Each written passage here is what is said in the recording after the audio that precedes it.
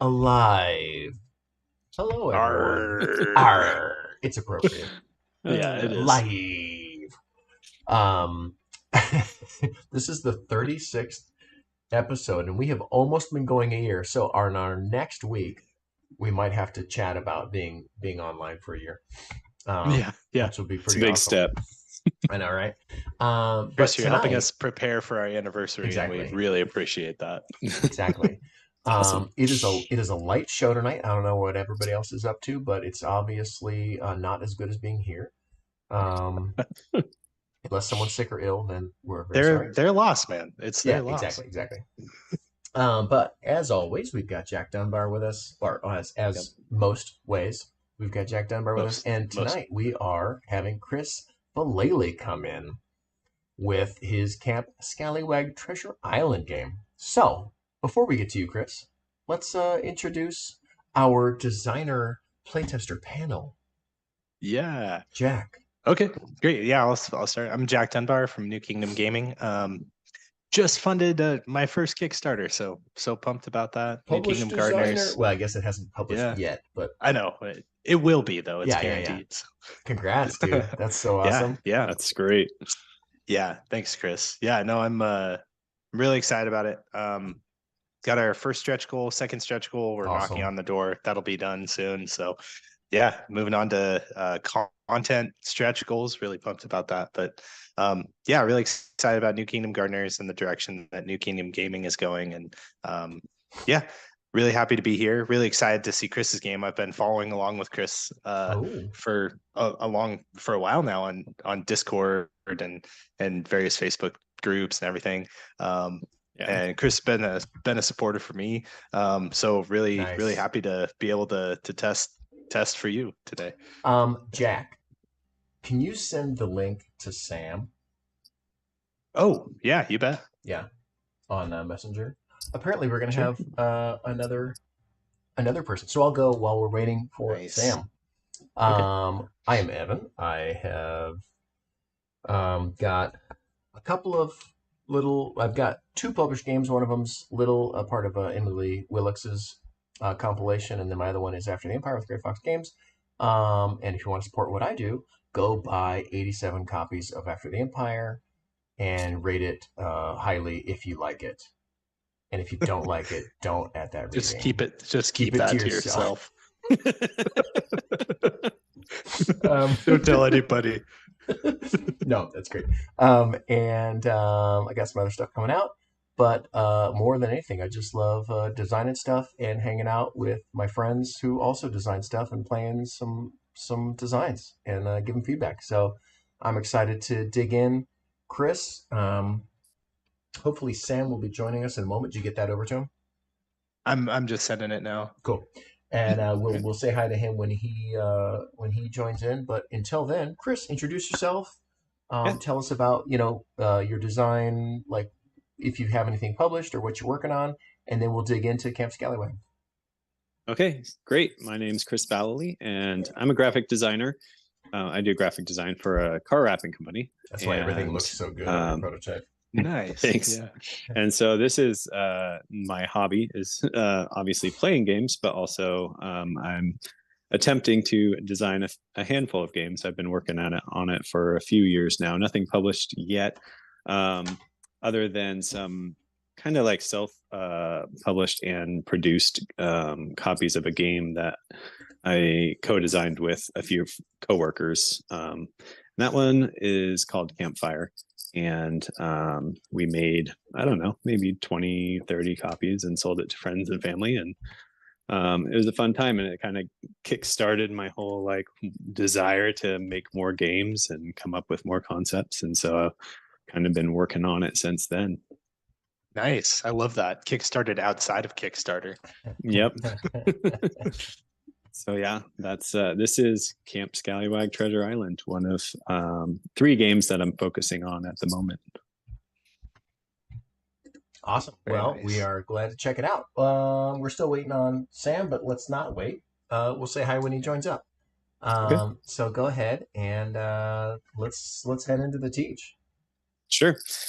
Okay, so this is Camp Skallywag Treasure Island, and in this game you play the role of a camper. They're all little animal characters that are visiting this pirate summer camp, and the goal of this game is to discover the treasures on Treasure Island. And so you'll be controlling two campers. So one will be moving around the board, the main island, and then the other will be on your individual boat. And so the characters on the boat will determine what the character on the island does. So it kind of acts as like a controller with this little grid, kind of an action selection grid that you move around on. So that's the basic concept of the game. Your goal is to have the most stars at the end of the game. You get these stars by collecting the different treasures. So each of these little tiles will have either a treasure on it, or like that one has nothing on it. And then some tiles will have multiple treasures on them, like that. So if you look at these treasures here, kind of shows you some examples. There is one tile in each terrain type that has all three treasures on it. And it may or may not show up because some of the tiles will be left unused for the game that we're playing. So unless you have a full player count, then you're guaranteed to have those treasure chests in play. Down in the corner here, we have a little diagram that shows you which treasures can be found in which types of terrain. And the bigger treasure is the one that's more prominent and shows up more often, where the smaller one here is the one that will still be found in that terrain, but not as often. So each of these treasures can be scored differently. In this first game that we play, we have this set up down here. It's kind of your initial setup. And gold will be worth 4 points. Pearls will be worth 3 points each. And whoever has the most pearls will get a bonus 10 points. And then there's a graph here on the gems that shows how many points you get based off of how many gems you've collected. So if you've collected 0 gems, you lose 5 points, but then every gem that you collect is worth more points than the previous gem. So you can get up to, if you get up to 10 gems or more, then you get 55 points. So ultimately, if you can get 10 of them, they will be worth more than the gold and potentially more than the pearls based on how many you get. So that's kind of the idea of the goal of the game. And whoever wins the game will get to use this little key here to unlock the treasure chest with the same symbol. So this is a game that has sort of like campaign elements where like each game you play, you unlock a new chest, and these chests are basically modular upgrades or expansions to the game. So it introduces new content, new mechanics and stuff like that as you go each time you play the game. Wow, very cool. Cool. Awesome. So yeah, that's the basic idea and what you'll be doing. So let's go ahead and go over how the player turn works. So if you go down next to your boat, there's a little player aid. And if you really quick, Chris, just one. Yeah, let's get Sam up and running. Yeah, sure. Yeah, I think maybe we have a little echo too. Did you guys hear that, or is that just me? Oh, I hear it really faintly. Okay. That was probably because I had forgotten to mute myself while I was still catching up on YouTube. Oh, okay. There you go. Jack, can you send Sam the password and the server? Oh, yes. Yeah. And Sam, do you want to introduce yourself while we're mid? I'm Sam Barmeiler. I was supposed to be at a Young Friends recital tonight, and I am not there, so I am here. Nice. See, here's always better. That's great. Yes. We're glad to have you. Tell us a little bit about what you've got out there for people if they want to support you. I am the publisher behind Outrun the Bear.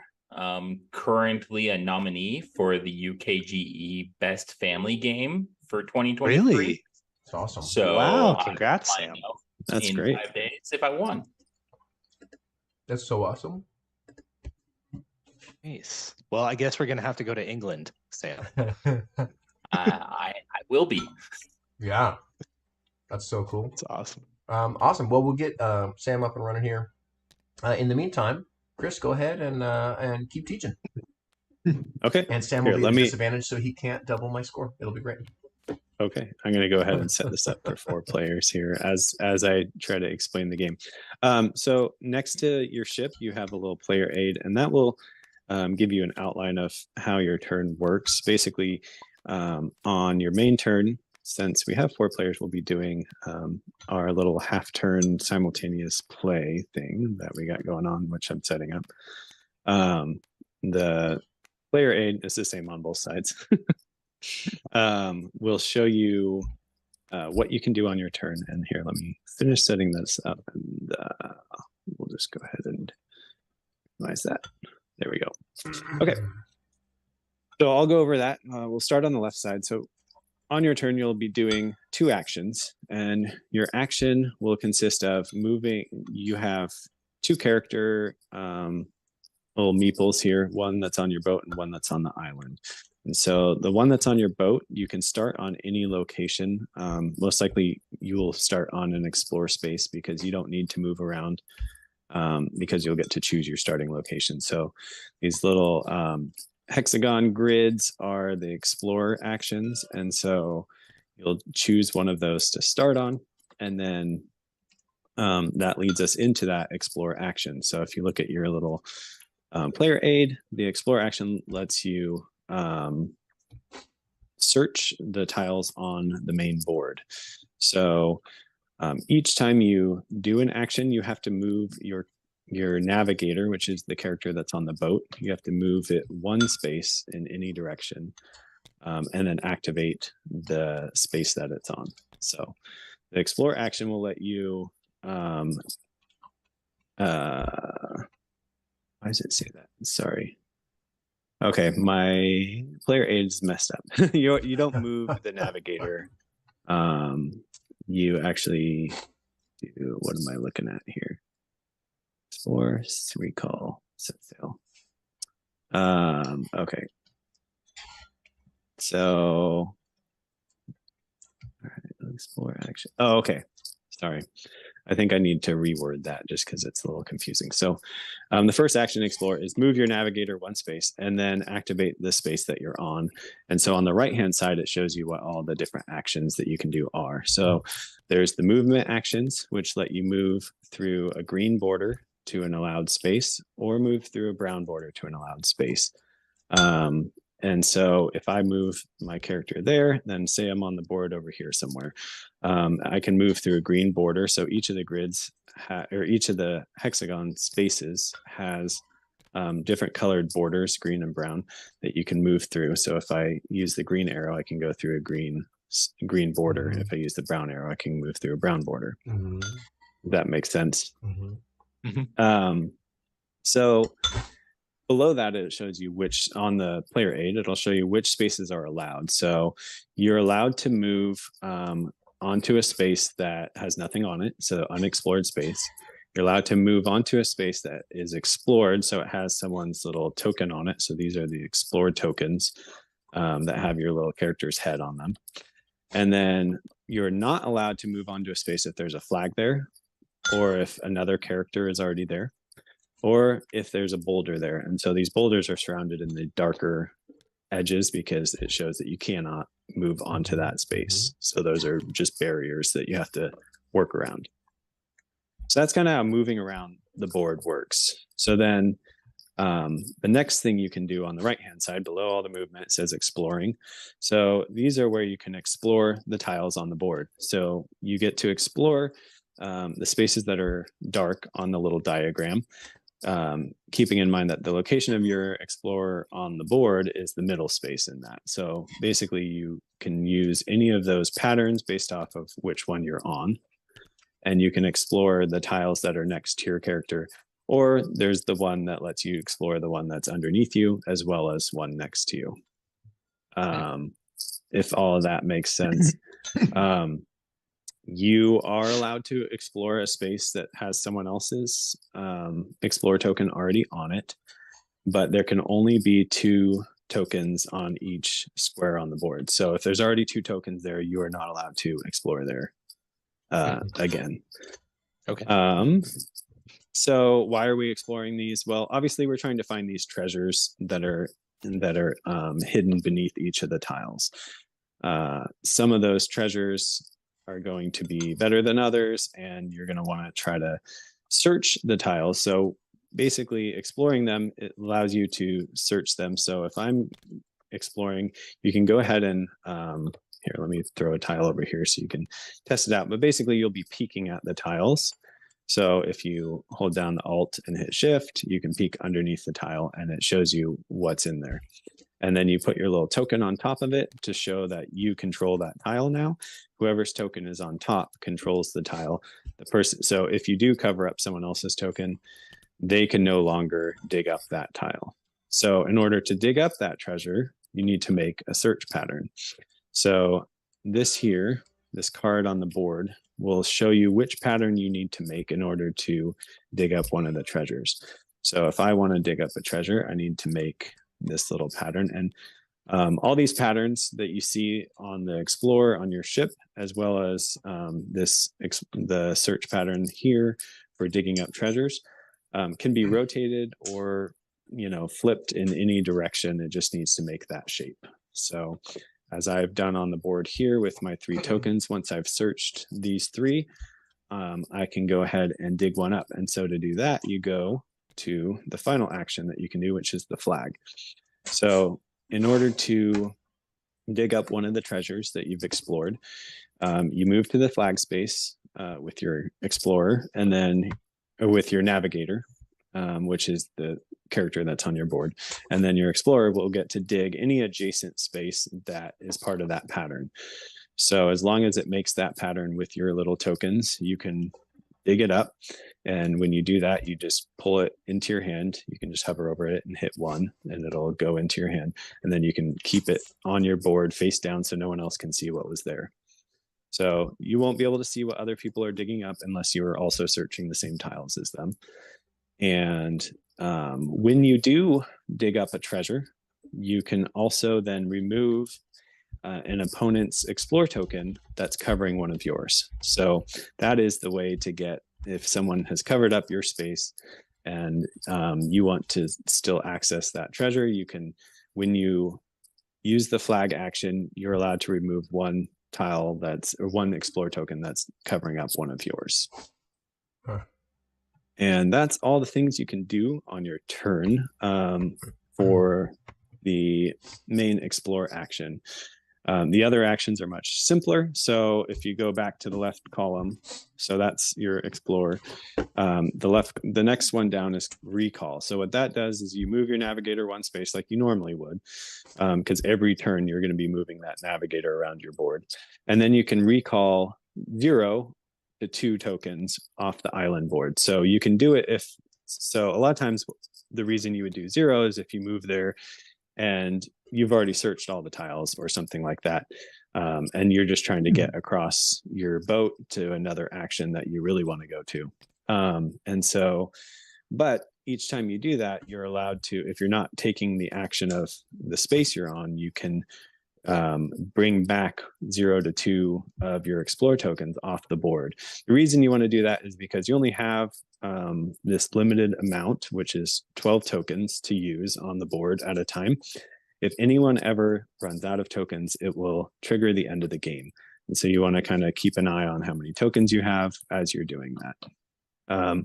And then your final 2 actions kind of go together. And so that's Set Sail and Land Ho. And these will get you out of a pinch. So if you end up trapping yourself in a corner, or even if you're not, if you just want to move to a different area of the board, at any time, as one of your actions, you can move your Explorer off the island and put it on your boat. And then if you do that, your next action has to be Land Ho. And Land Ho lets you move the Explorer back from the boat onto any of the edge spaces around the outer edge of the island. And then when you do that, you also get to put your Navigator on any space that you want and activate it. So basically using your 2 actions, you're able to move your character to any of the outer edge spaces and go ahead and search them or move further in if that's what you choose to do. So basically whatever other action you want to do. So are there any questions about that?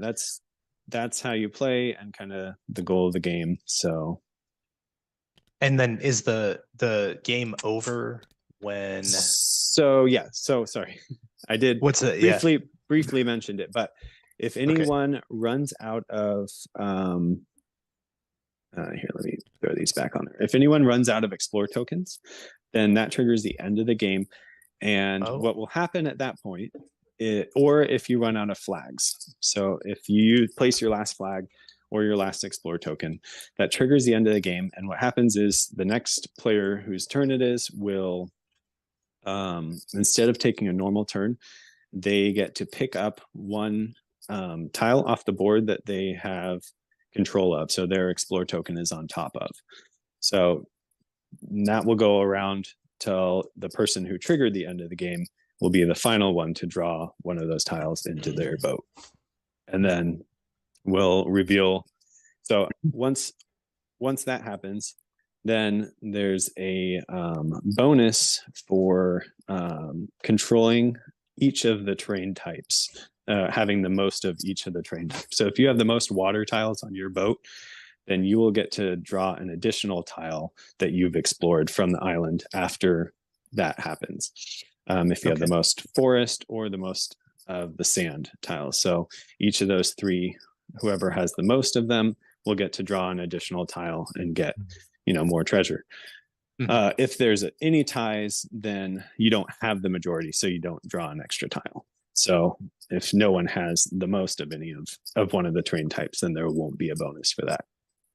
Okay. And then we'll score up the treasures. So you count up what treasures you have and then go over how much each of them is worth and score up how many points you got. And whoever has the most points wins. Cool. Can I ask one clarifying question about the dig action? Yes. So it says pick up any adjacent tile so using that example of, I think you had an example where, so what this is saying to me is I can pick up any of these tiles that border this pattern. No. Oh, sorry. No. So it has to be a tile that is part of that pattern. Oh, okay. So one of those three, so you can pick up any of those three tiles. Okay. And when you do that, you get your explore token back. So it goes back to your boat. Then you get the tile and then you put your flag in that spot. Okay. And so flags, but you leave your other explorer. The other two stay there. So you'd be able to then make that pattern again. Or if there's cases, the flags are never part of the explore pattern. So like once you put a flag there, now you have to explore another space if you want to make that pattern again. And the flags also prevent movement and stuff like that. So you want to keep that in mind. Does this ever change? Or is this our pattern for the whole game? So that will change as you unlock more of the treasure chests and stuff. So but for this game, it will be that it pattern. Will always be that pattern. Yes. Okay. Cool. All right. Does anyone else have any other questions? Well, TK in the chat asked if this game is only for Scallywags. Is that okay? Yeah. All right. If you're a professional pirate, then you've already graduated from this game. So okay. Well, I'm happy to be a Scallywag. All right. And we have a panda. So let me go ahead and do this. So this is one last thing that I'll go over just because we have 4 players. When the arrow is pointing to your character, let's see. Yeah, I have it at 90. You will take the 2 actions so you'll get to do 2 actions. If the tail of the arrow is pointing at your character, then you get 1 bonus action, and those will happen simultaneously. And the only time in which it won't be simultaneous is if there is any conflicts. So like if those 2 characters are next to each other and you have to resolve like, who gets to go first, then it goes basically it goes the person that has the arrow and then the opposite side, and then their second action goes after that. So it goes back and forth that way if they're next to each other. If they're not next to each other, it won't matter. So they can just do it at the same time.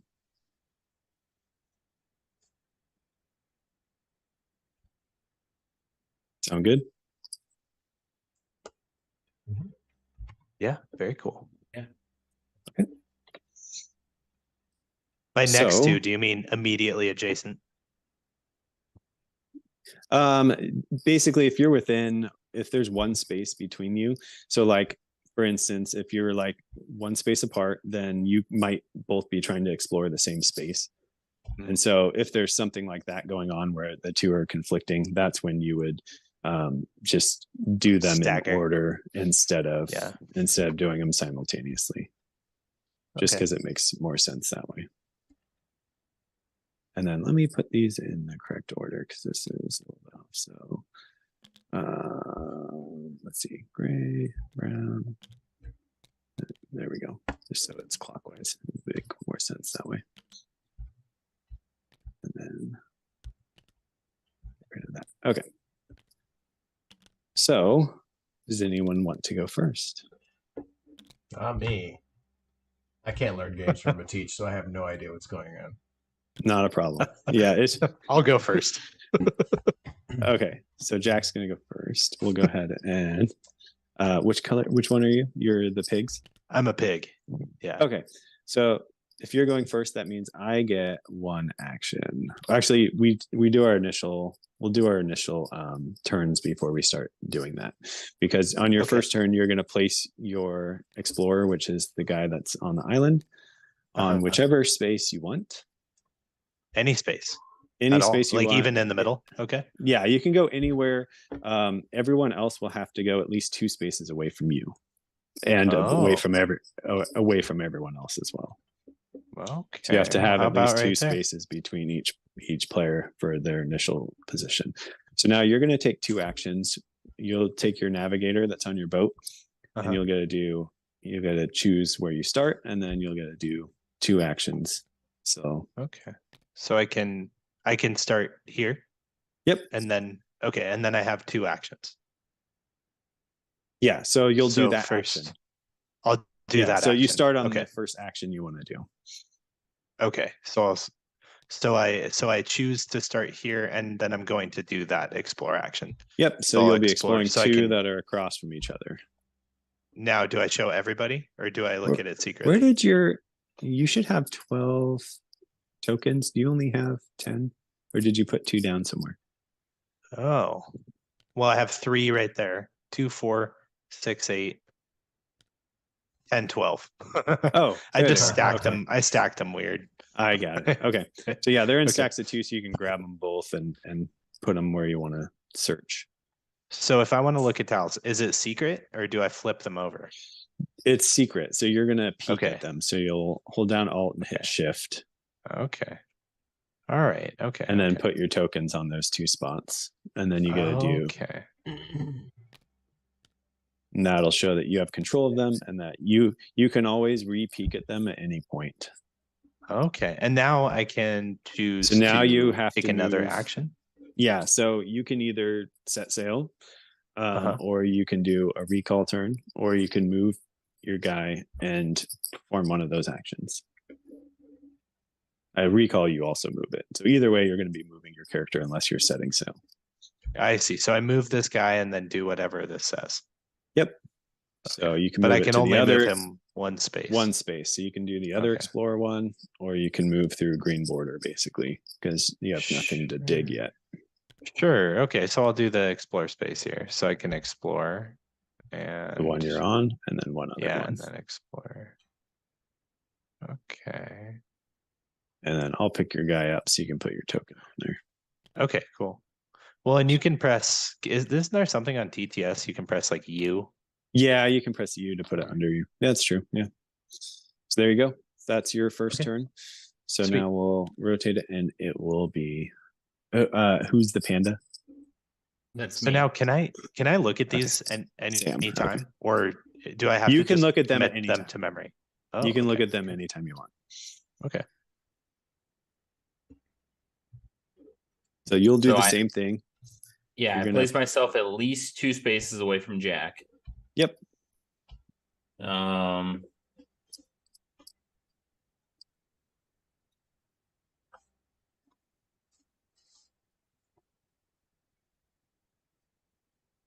And Go while ahead, you're please. deciding, you know what? I didn't put it on here.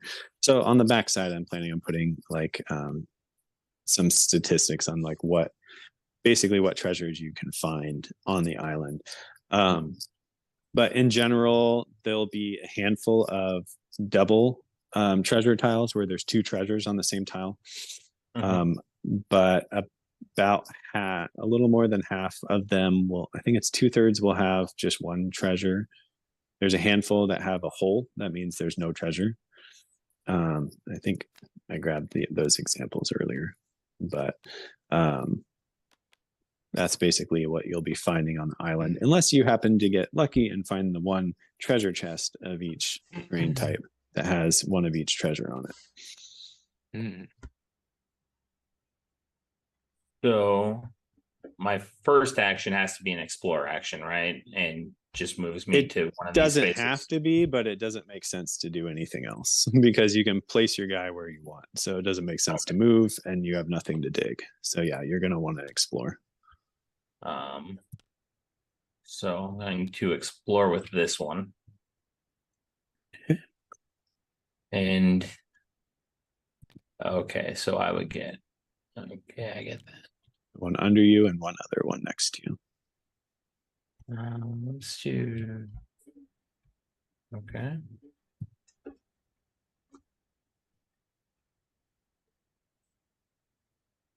And when I explore, I immediately place one of these. Yep. Okay. And then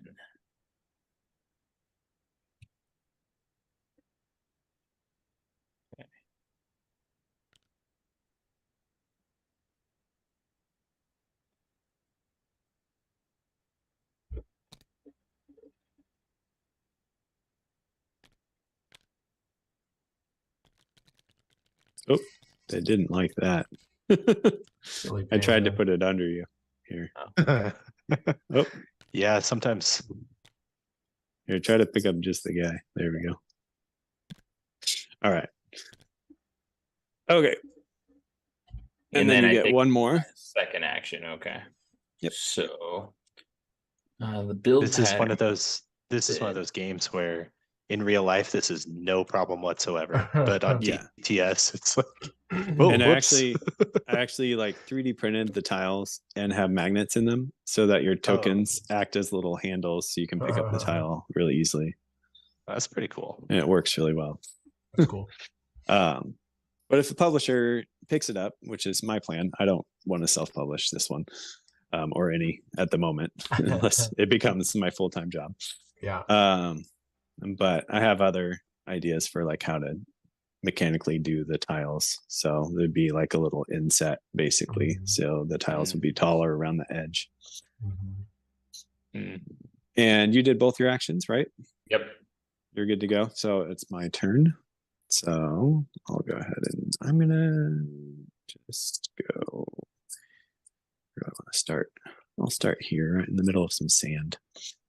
And I'm gonna go ahead and do 2 that are next to each other like that. So look at that. Look at that. And then I'll move and do 2 that are across from each other or 1 space apart. So I'll go here and here. And look at those. And my turn's over. Oh. Okay. So So- bear with me. So why do I care about the different terrain types? So the Different different treasure. terrain types will have different types of treasure in them. So this diagram at the bottom here of the map shows you what types of treasure you can find in each terrain. The bigger one will be there's more of those, and then the smaller one there's fewer of those. What does the 5+ mean on this water tile here? Use those. There's a set of tiles that you only use if you have at least 5 players. Oh, So those are the ones that are down here. They came off of this. So there's little board overlays for different player counts. Okay, so I'll start with oh, okay. this one, and then I'll see. move to this one. So 2, and then I move in opposite seas. So, oh wait, my tokens are way down here. Whoop. There we go, get over here, tokens. So I'm gonna go 1, 2, and then I have to move, and then I do, oh no, do I have to move? Do I want You have to move your navigator, which is the character on your boat. Okay, yeah, and then I moved him to do the opposite seas. So I need 2 more things.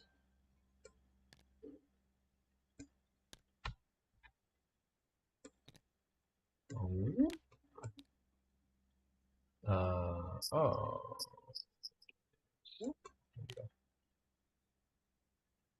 Okay. And then you can look at those. Oh, okay. And what am I looking for? Huh? Oh, you can peek at the tiles that you searched. What am I looking for? Treasure. What's You want to find. You want to find the gems and the pearls and the gold. Aren't they all that stuff? Some of them are empty. Okay. Cool. And then some of them have multiple treasures on them. Okay, cool. And then you dig up the ones you want to keep. So all go. Right. So we've gone. I want to around. dig up the most valuable stuff. Yeah. So okay. yeah, if you find tiles that have 2 treasures on them, then you probably want to dig them up. Okay. And then you'll want to pick up some singles too, cool. Unless you get lucky and find a lot of double treasures. Cool. Okay, so now we'll move into the normal turns where we'll do simultaneous play. It'll speed it up a little bit. So the pig will go, and you get 2 actions. And while you go, I get to take a bonus action. Since we're not close to each other, it won't matter what order we do them in. Okay. So I'm going to. Oh, I did the wrong thing. I should have started on the other one. Okay. So I can move. I'm gonna do I can that. move here. Ooh. What's that? Oh, Ooh. you can move through green. Yeah. Mm-hmm. So I'm gonna do that. And if So you ever I explore, do a pattern and like one of the patterns would go over one that's already explored, you don't put a second token on yourself. Or if it's like on a boulder or on an edge, then you just don't use the second space. What do you mean? So is this right how I have it, or do I need to remove a token? No, you're good. I was just saying, like, so if you do an explore pattern where like you've already explored one of them, then you just put down the one you haven't explored. You wouldn't put an additional token down. Yeah, I that makes sense. Okay, cool. That's good to know though, because that would bring on the end game. Yeah. Which you can end yourself very quickly that way. So that makes sense. Okay, so I do that. Now I dig. To dig, I remove a piece. Yep. Right. Remove my token. And I take this. Yep. So you can just don't flip it over. Don't flip it. You don't want everyone to know. Okay. It's secret. So you can pull it into your hand, and then put it on your boat or whatever is easiest. So okay, and then you get your token back, and you leave a flag there. Yep. Okay, that's it. Okay, and that was my 2 actions. And I did my bonus action. Yep. Okay, so I'm done. So now we'll go to Panda's turn, and Bear gets a bonus action. Bonus action. So I can just do a thing? So yeah, you just do one. And I can explore more. I can bring tokens back.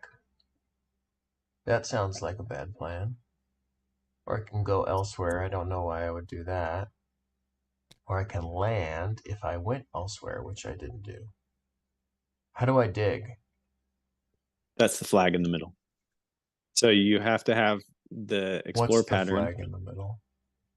So in the middle of your boat, there's a flag. Okay. That's the action for digging. So you'd move your navigator there. Oh, okay. And then your explorer over here on the board can search anything that's part of the search pattern. So right now you could pick up one of those two because it has to be adjacent. It can't be underneath you. Oh, how do you know that? And Panda, did you go? Where does it talk Yeah, about? Sam? Where does it say You it did your can't be two. the one underneath you? So under digging, it says pick up any adjacent tile where explore tiles you control make the search pattern. So it has to be adjacent to your explorer. I see. Okay. So now I'm going to explore a tile. Okay. Or I'm going to dig. And I'm going to pick up a tile and put my flag on the space it occupied.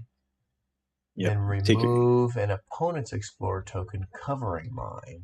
So if you had any of your tokens covered up, you could remove one. Okay, so Right now you can just hover over the spot you want to take and you can just, or you can grab them. What happens to that token? So if you just hover over it and hit 1/1, it'll pull them into your hand and you can put the flag down and then put the other stuff back. There you go. Pick up both of those and then put the flag down. And then you can put your tile on your boat and put your token back in your supply. Tile on the boat.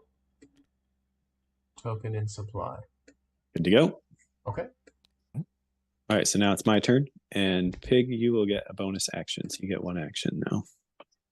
Okay. I'm going to dig. And I believe it's this one. Yep. Okay. So I'm going to... And then I'll explore these two. And you have to move. Interesting.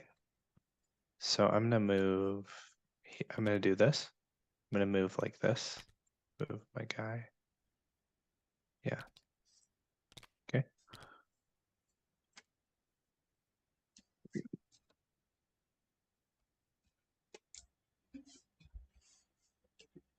Yeah, you have to move your navigator. You don't ever have to move your explorer that's on the island. Right. I mean, I'm done. If you want to win, you do. I moved my guy. Yeah. Yeah. Great. Okay. Makes sense. Okay, I'm done as well. So now it's Bear's turn and Panda's extra bonus action. I am Bear. So I need to put down some stuff. Technically both bears. I am Bear. So It looks like Panda's digging. Excellent. I'm gonna go here, which is that opposites? That's opposites. So I bring two of these over here. Whoa. I'm gonna go opposite. And then I look at those.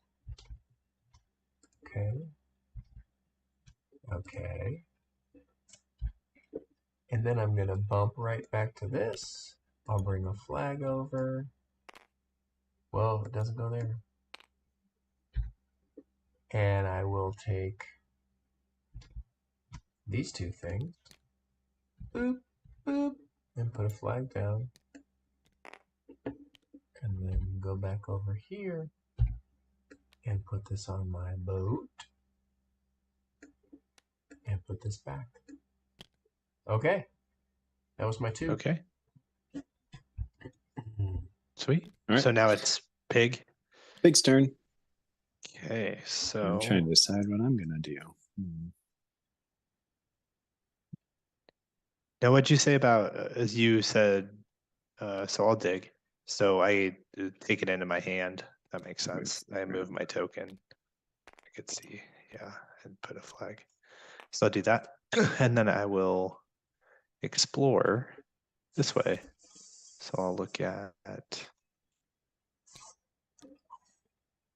this one and this one.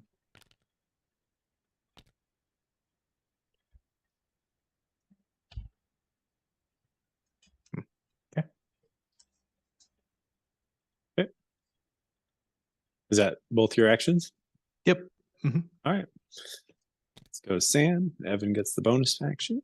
Don't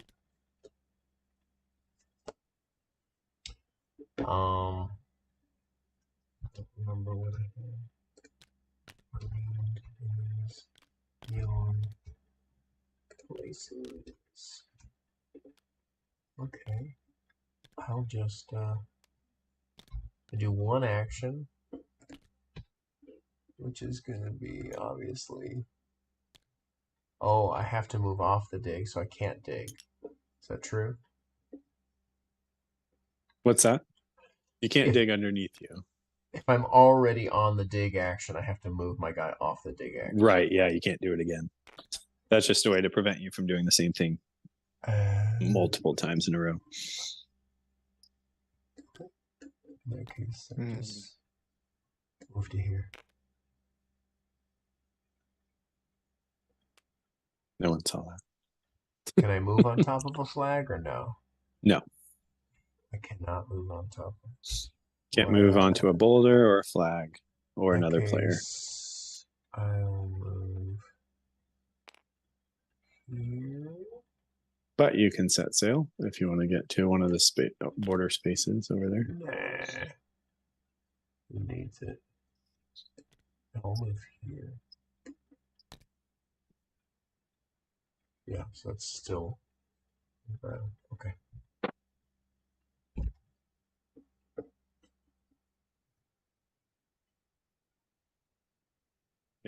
Did everyone do their actions? Mm-hmm. Are you done, Evan? Yeah. You just moved, right? I just moved. All right, so it's my turn. And Jack gets a bonus.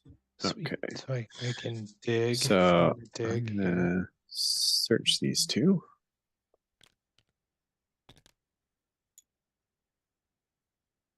Dig. Okay. And I'll go ahead and dig this one.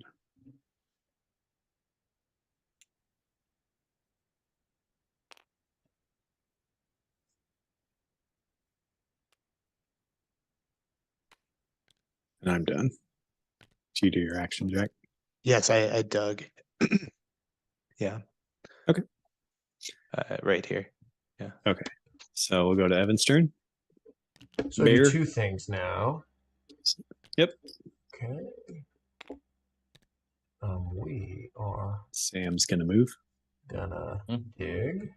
Boop boop. And then I will put two markers adjacent.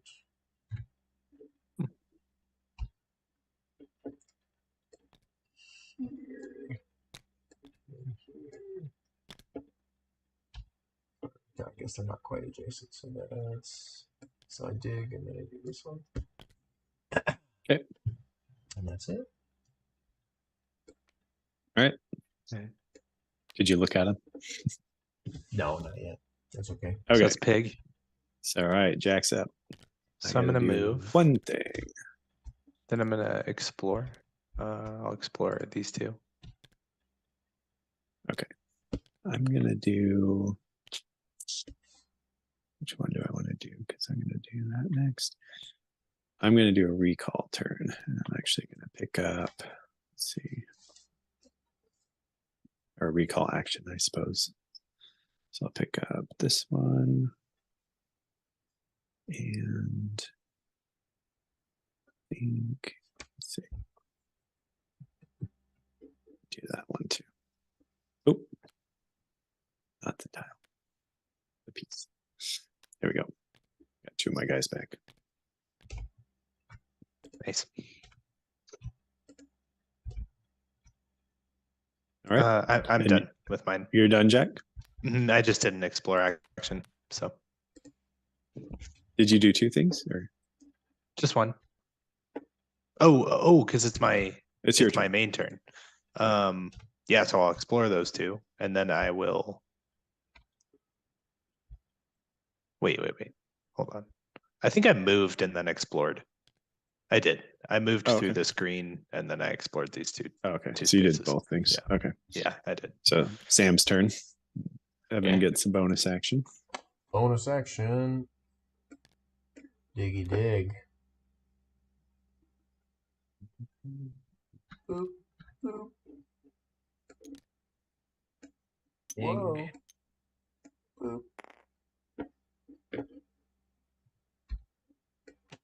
And then And Evan's racking up those tiles. Dig, dig, dig. That's all I care Claws about. like shovels. All I care about is dig, dig, dig.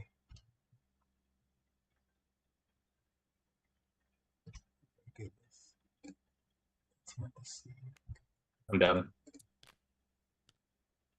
I like that the panda has a bamboo flag. Oh wait, is it bamboo? Oh, it's not. It's wood. That's a good idea, though. Yeah, there you go. Okay, you guys are both done? Is that correct? Yeah. Okay, so my turn. I'm going Ooh, to free action. set sail. Big. And I'm going to land ho right here. And I will explore this pattern right here. That one, and then the one I'm on.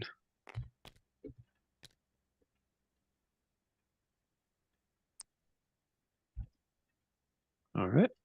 I'm done with mine. So All right, me too. Mhm. So we'll go ahead to Evan and Sam's bonus So I've got action. 2. Okay. I'm gonna cross a green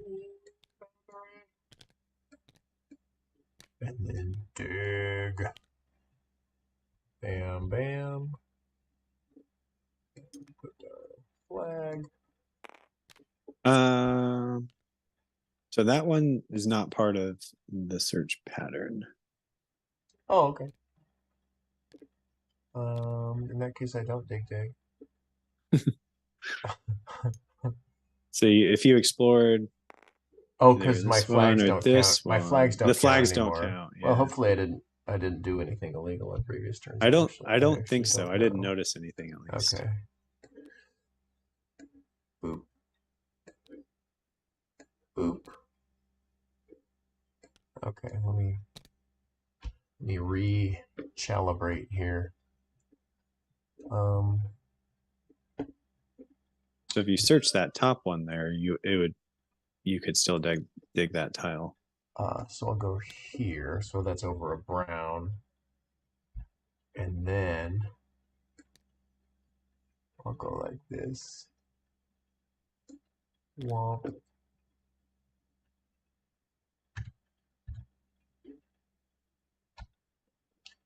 And then we'll go 1,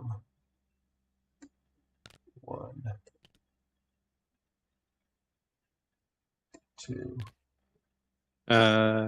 So the Oops. pattern you're Was it on like is the this? two next to each other. There we go. Yeah, there you go. Move, place. Yep. Okay. So Jack's turn. And I get a bonus action. I'm gonna move brown space to here. I'm going to move And to then brown. I'm going And a to hole is just a hole, right? I don't care explore. about a hole. Yeah, hole just means there's no treasure there. Hole is just a hole.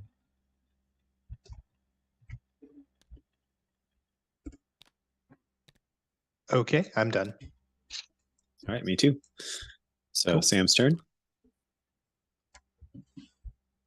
Does that mean I Evan, get you get one action, Evan. Yeah. Dig.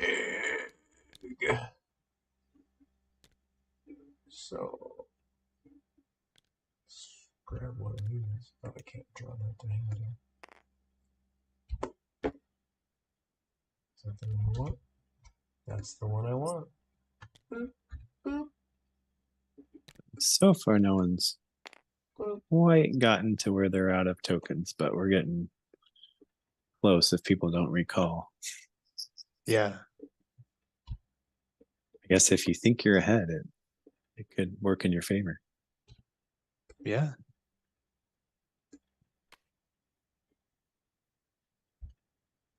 All right, so you guys are both done? Yeah. All right, so my turn. Jack, you get a bonus action. Okay. I'm gonna dig. I am also going to dig. I only had one action, right? Yeah, Okay, perfect. that was Then- Sam's turn. Yeah. Then I did it right.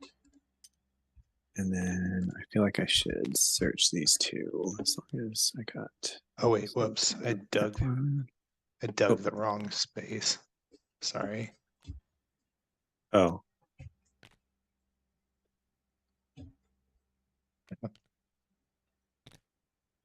Okay. You got it. You got it under control. Okay. Okay. Wait, so I'm gonna explore that one and this one here.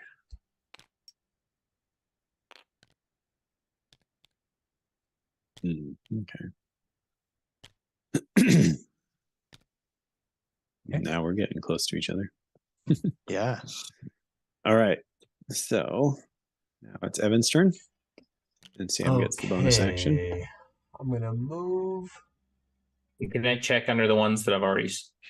Yeah, you can always peek at the ones that you have control of. So if your explore token's on top. I'm gonna move green. And Chris, you said there are bonuses by tile type. Right. Are so those if you have, are those listed anywhere, or is that just? So it's not listed anywhere. So whoever has Okay. the most of each terrain type will get to pick up an additional tile at the end. Dig. Okay. That they have control of, and it doesn't have to be okay. part of doesn't have to be part of a pattern. So. Oh, okay, cool. And that also goes for the very last turn. So once someone triggers the end game, the tile that you pick up doesn't have to be part of a pattern, but you do have to have control of it. Okay. So it's okay to leave like one good tile behind and not make it part of a search pattern or whatever, because at the end you'll be able to pick it up. No tile. Okay, cool. Behind. Unless someone else takes it over. And Evan, did you do 2 actions? I did. I moved and dug. Oh, I didn't put my other tile back on the board. There we go. Thought I had that turn one. And Sam, did you take your action? Yeah. Looks like you did. Yeah. All right. So now it's Jack's turn. Woohoo! Big time. Let's go. All right. So I'm gonna. It's time to get muddy. All right. I'm gonna be doing some digging. All right. So these guys. And then I will dig this. Okay, I'm going to move through brown. I'm next to you now. Okay. Luke out. All right.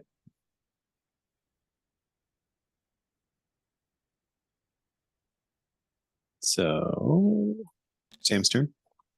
Okay. Moving through brown. And this, it kind of matters, the simultaneous play, because me and Evan are right next to each other, right? Yep. So how does laying down those tokens work when we're interacting here?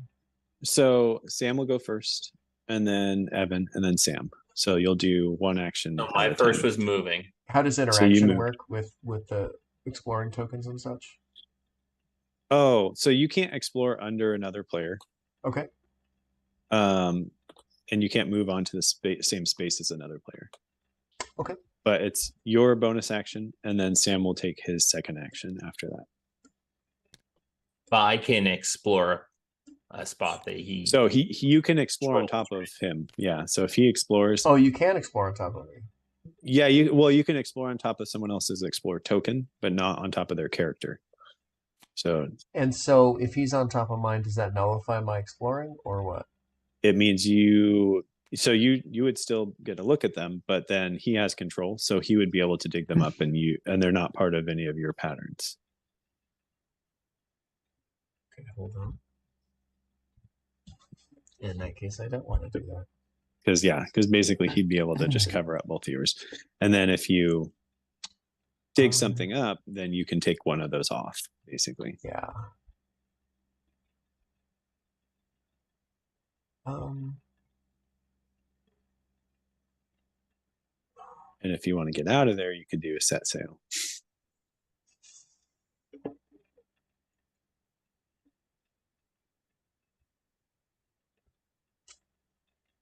Or if you need some tokens back, you could do a recall. I don't need tokens. Move explorer from the island to the boat. Yep. There you go. So now Sam can do his second action.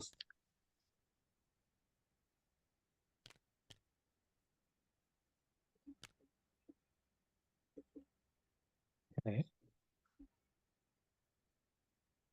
Oh, I didn't move my guy on here. Was I supposed to move my guy on my boat? So when you set sail, you take him off. You can him take off him the off boat? because you'll be able to do whichever action you want when you do land tow. Okay. Okay.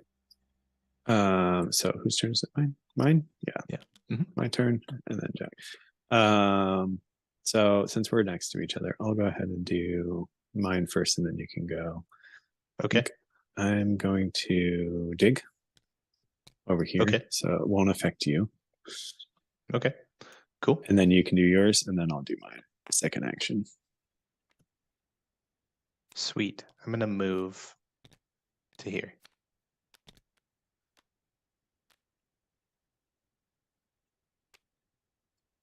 Okay. And then let's see. Basically blocked that one. I think I'm gonna move that guy there, but I'm gonna do a recall. So let's go ahead and take let's see. Keep that one, maybe keep that one. Which one do I want to recall? I don't want to lose the patterns over there. So maybe I will pick up one of these. I'll pick up this one. And you know what? I'll pick that one up too.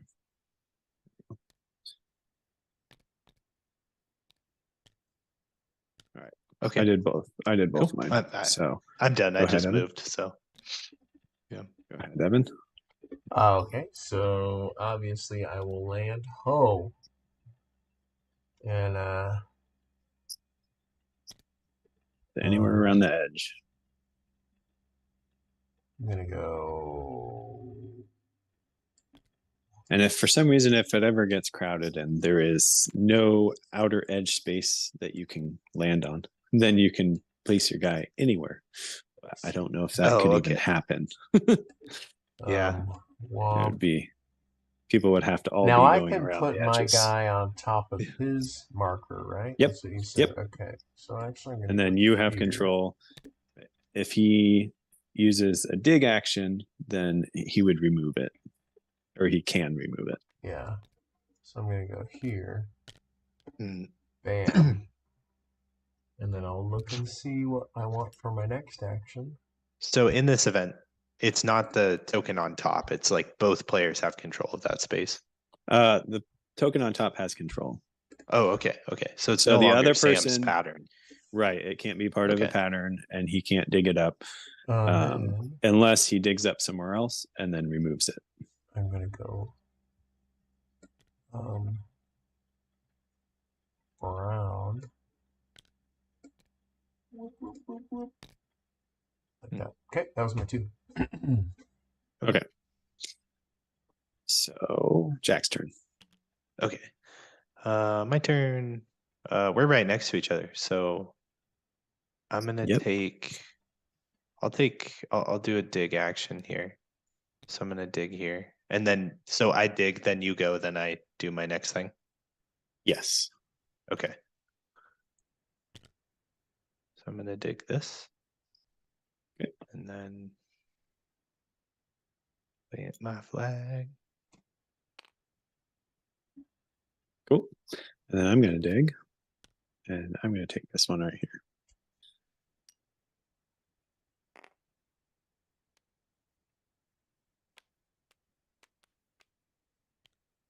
Now I have lots of tokens to use.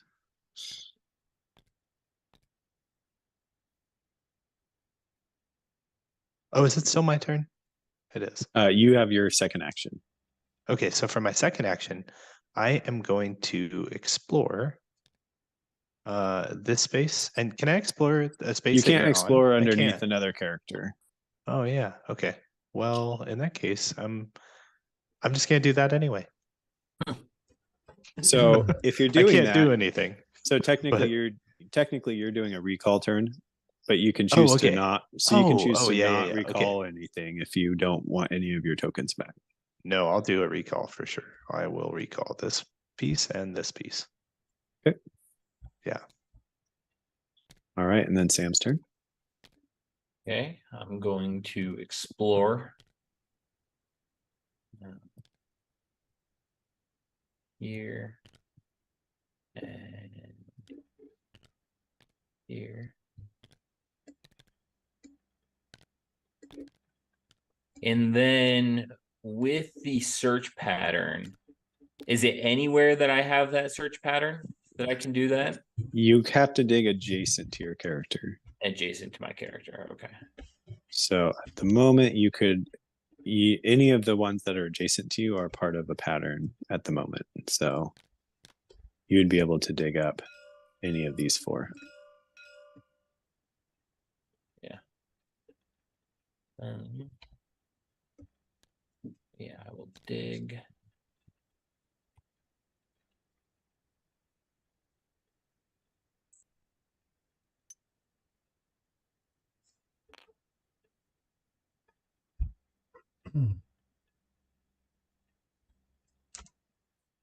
No, I'm done.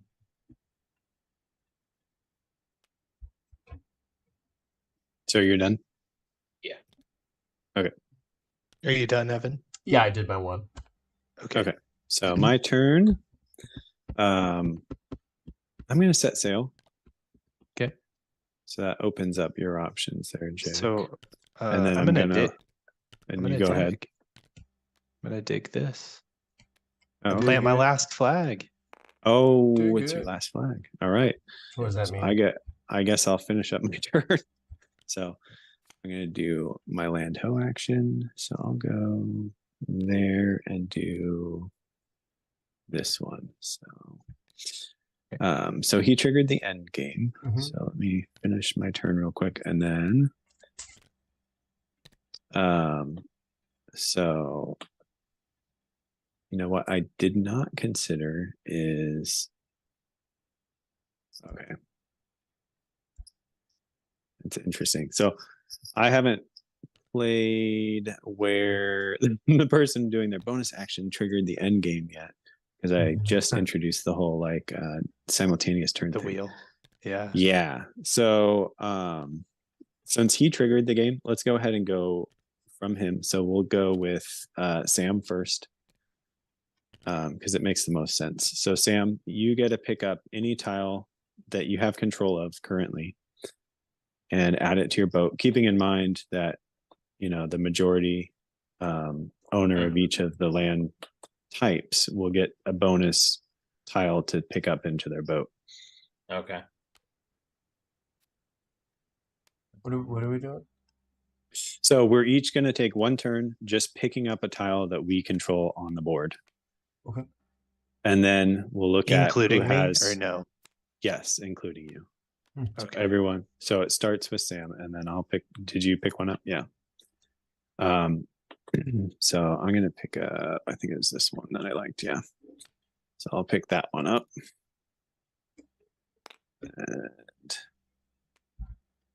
And then Evan will pick one up. Yep. And then Jack will pick one up. Okay. I will pick up this one.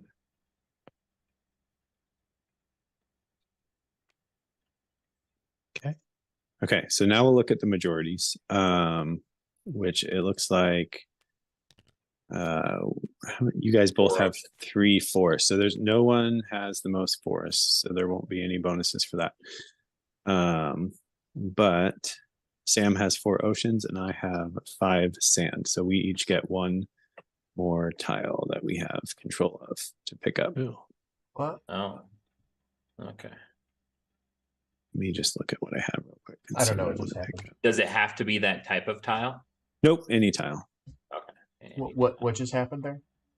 So we're looking at the majorities. So Okay. whoever has the majority of each terrain type in their boat gets to pick up a bonus tile that they have control of at the end of the game. Okay, so looks like so- Jack and I both have 3 blues. So what happens there? Well, so Sam has 4. Sam blues. has 4. So he got the Oh, you have majority 4? for that. And if there's a tie, Oh, they're in a then stack.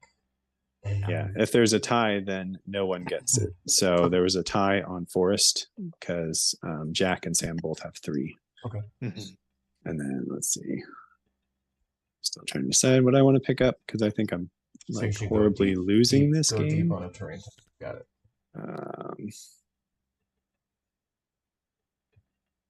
Yeah. Gosh, I feel like let's see. Let's see. Okay. Are there any of those? No. So I will just pick up this one. Okay. And that's the end. So now we'll reveal Okay. our Okay. treasures. Reveal our treasure. Okay. Yep. And then you'll add up on the little counters how many of each of the treasures you have. And then we'll go through the scoring together. Okay, so we just add up the treasure, not the points. The treasure, not the points. Yeah. Okay.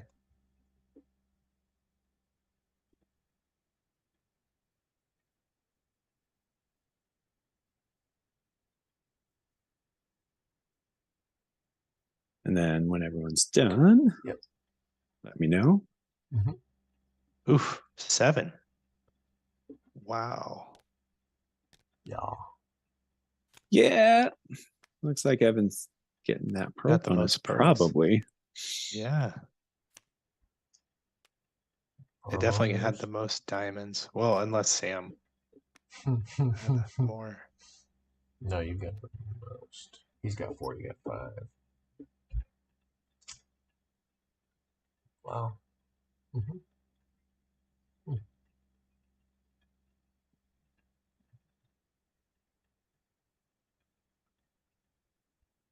Oh wait. Yeah, I had 6. We have 6. 6 Oh, I missed it. diamonds. Nice. Yeah, because I have a triple treasure. Oh, okay, sweet. Like, Oh, you picked up Coin. a treasure chest? Nice. Oh, wow. yeah. I got one too. Did you? Oh, yep, I man. got the sand one. Oh, sweet.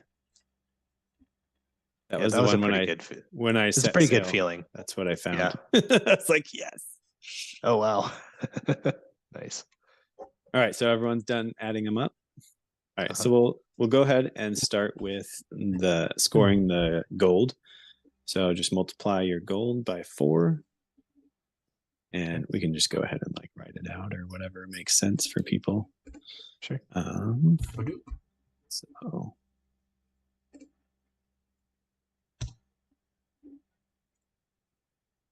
I just added it to my counter. what's that? I just added up my counter.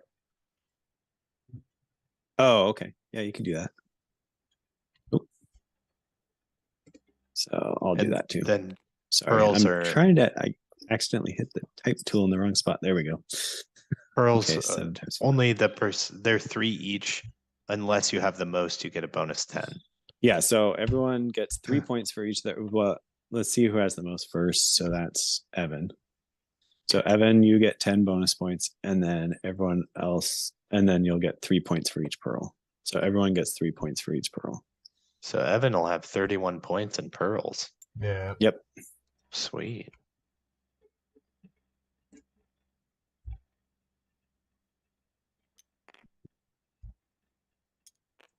And then diamonds are just scaling rewards. Yep. Okay.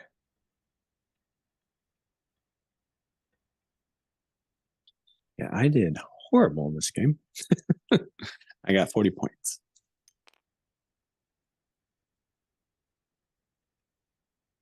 You beat me. How many did you have? What'd you have, 33. Sam? Oh, wow. 33. Oh, Wow. You took that extra pearl. I felt like it was fairly tight. There's not a lot of I space had- to move in. So it looks like I had 53. Oh, wow. I beat you by Okay. 1. Wow. Did you really? Yep. No to way. 4. Man. Yeah, because 20, 32, 33. Yeah. 53. Nice. All right. So what did you have, Evan? 54. You had 54 and 53. And then what did you have, Sam? 33. Yeah. 33. Okay. Well, that's the game. So Nice. what's this captain's booty now? All right. So Evan Yeah. won the game. So you would get to open that first treasure chest that has the flag on it. Okay. So if you come over the treasure chest, you can drag what's in there. And then there's 3 things. So you have unlocked the flag cards. It says add these cards to your current flag card. Each game you play will now use a random flag card to determine which search pattern players need to dig up treasure. So then, accidentally grabbed the wrong thing. There we go. So there's the flag card and the next key. So the next game, you would now, put that key out, and that's what you would unlock next game.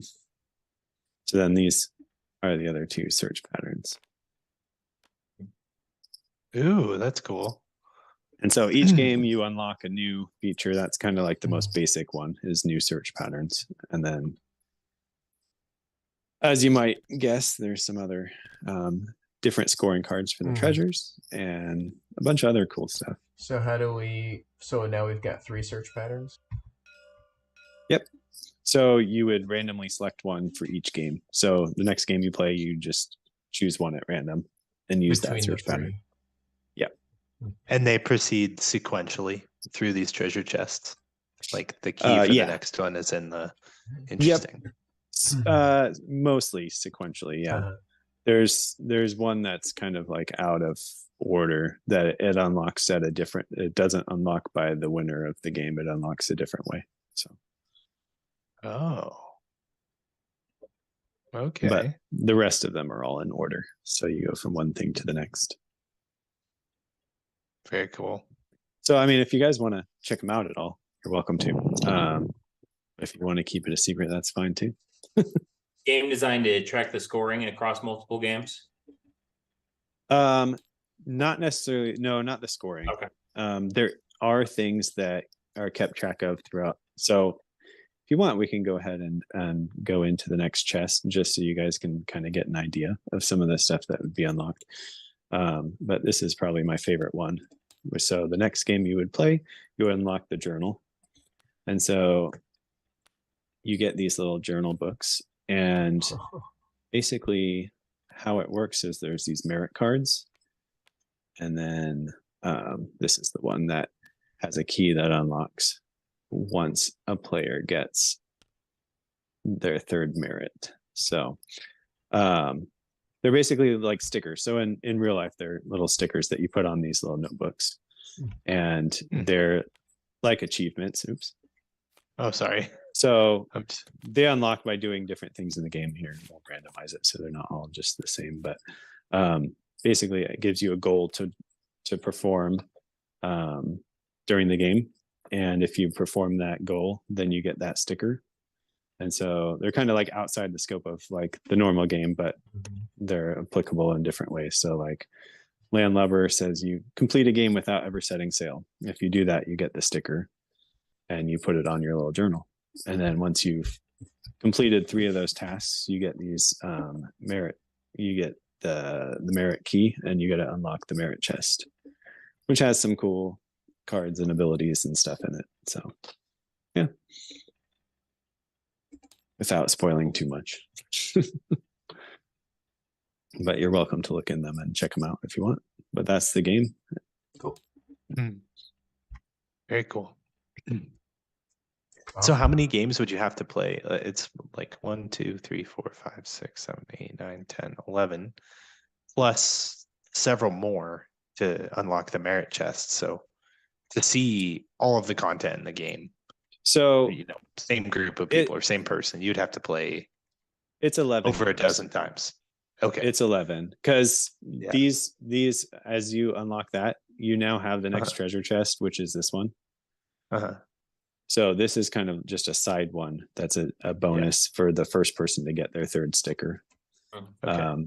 But you would still continue to unlock the other chests as you play. So you would unlock Sure. everything, something each time. So it'd be after 11 games, you would unlock all the content. And I mean, the idea being it's not like it's not necessarily campaign or legacy or anything where you have to play with the same group.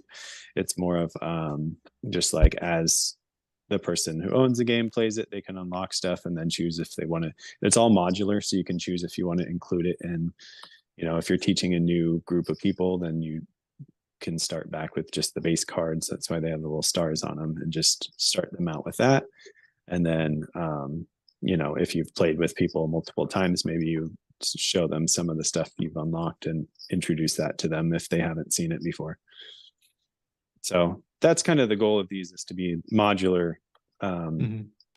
Just like not really expansions, maybe a mini expansion, I guess you could consider it. But I mean, some of the stuff like some of the scoring cards and the search patterns are just basic things that aren't really that complicated. So you could even throw a new player into them if they can handle it, kind of thing. Yeah.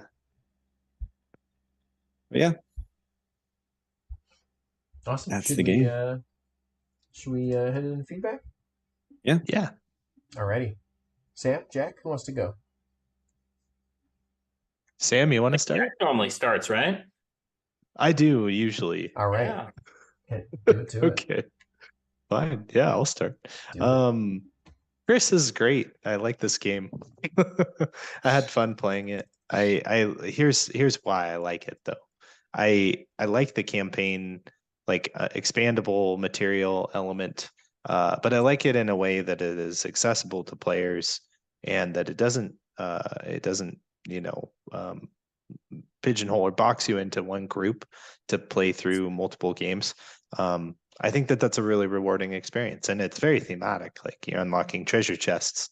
So I think the way that it's implemented in the game makes a lot of sense, and it goes along with the theme of like exploring an island. I like the simple mechanics. I like the follow action thing with the compass, and the simultaneous play. I feel like oftentimes simultaneous play gets chaotic because it's like all or nothing.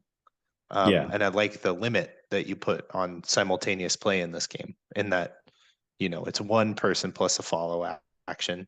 And the fact that simultaneous movement is confined to just one action, I think is really nice, because, if you end up in a situation where, and this is maybe a piece of constructive feedback that's woven into this, where if you're in that spacing issue, like how do you know for sure when that triggers? I think it was intuitive enough and came across to us, but figuring out how that is really like worded or explained, or how do you make that simple for people? I don't necessarily have a great answer for it, but the kind of like it just makes for a rule that is a little bit complex to me, where you're like, okay, well, you move at the same time unless you're right next to each other or one space away from each other. If you're one space away or two spaces away, then you're not simultaneous, but otherwise you can be. So I don't know, just that sort of thing is like, it totally makes sense why you have to do that. But figuring out how to, and I wonder if, you really lose anything by just always going sequentially, because there's still that good player interaction and the turns are quick enough. But I don't know. I felt like games with simultaneous play that I have tested have tended to feel chaotic or solitary, right? Like if they're designed really well, you feel solitary and there's very little player interaction because you're just kind of all moving at the same time. And if it's well designed, that's not a problem, but it does sort of feel like, oh, I'm just kind of like playing a solitaire type of game. But in this case, I think it can feel chaotic, where you're like, oh man, there's so much going on here. But I feel like this is well implemented. I think the spacing thing is just that's the piece where I just wonder how to, simplify that, to make that as simple as possible for players, because I feel like this game in its weight is like complexity is fairly approachable. It's a very I would say like family to gateway type weight, and I could easily see playing with my niece and nephew, or 7 and 11. I could see them having absolutely no problem playing this game. And so I just think once I can see that, I start thinking like, okay, how do we make this as simple as possible? So I have to explain as little as possible to them. Yeah. And that's the area where I got hung up a little bit, where I'm like, oh, the spacing triggering thing. Yeah, and I think part of that comes in just because it's a new thing that I just added, and it was more of just like a way to handle higher player counts. And I don't necessarily know if it'll stay, but What did you just add? Sorry. The compass. simultaneous play, Got the it. compass. Got it. And we played it in person. We did a simultaneous play in person without like any physical thing, just be like, okay, it's your turn and your turn kind of thing. But I'm definitely open to feedback on that, because it's definitely a new thing. And like you said, I don't like, even just trying to explain it to you guys, like I don't necessarily know the smoothest way to explain it, but I did like it better that way than when we played without that, because there's a lot of like just waiting for your turn if you're not doing that. Yeah. And I kind of like being able to go like every other turn or something, at least do one little thing. There was very minimal downtime between turns in a 4-player game.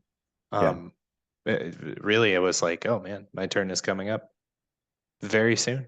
And it was nice to be able to plan like, okay, I have one action, I have 2 actions. I have one action, I have 2 actions. And I found that very interesting, and to me it was fun. So I felt like it was very well implemented. And I think again, just the spacing thing is the one where I'd be like, okay, how do I explain that most simply? Scoring wise, I thought the scoring was pretty well balanced at the end. I wondered about the pearls, if that would really burn somebody. Seems like it kind of got Sam a little bit, but yeah, because Sam, what did you have? You had 5 pearls, yeah. Yeah, but just a couple more, he would have, yeah. Same number of tiles as me, though. 4 pearls, because you had a double. So that's interesting. So yeah, I was looking at the score wondering, I don't know if this is like, nothing jumps out at me as an auto win, right? Like, oh, you must always go for diamonds or whatever. But the pearls was like, is this a possible loss condition if you don't get it? And it's just a question mark to me. The characters and the art, the graphic design, really, really good. Love it. I think the way that you have the exploring hexes designed were very easy to comprehend on a glance. After I read my player aid once, I don't think I ever looked at it again, which I think is a really good sign of good design. Yes. Let's see, what else might I say? Okay, last piece. This is the last thing for constructive. Was the whole thing about like when you start the game, do an explore action because there's no reason to do anything else.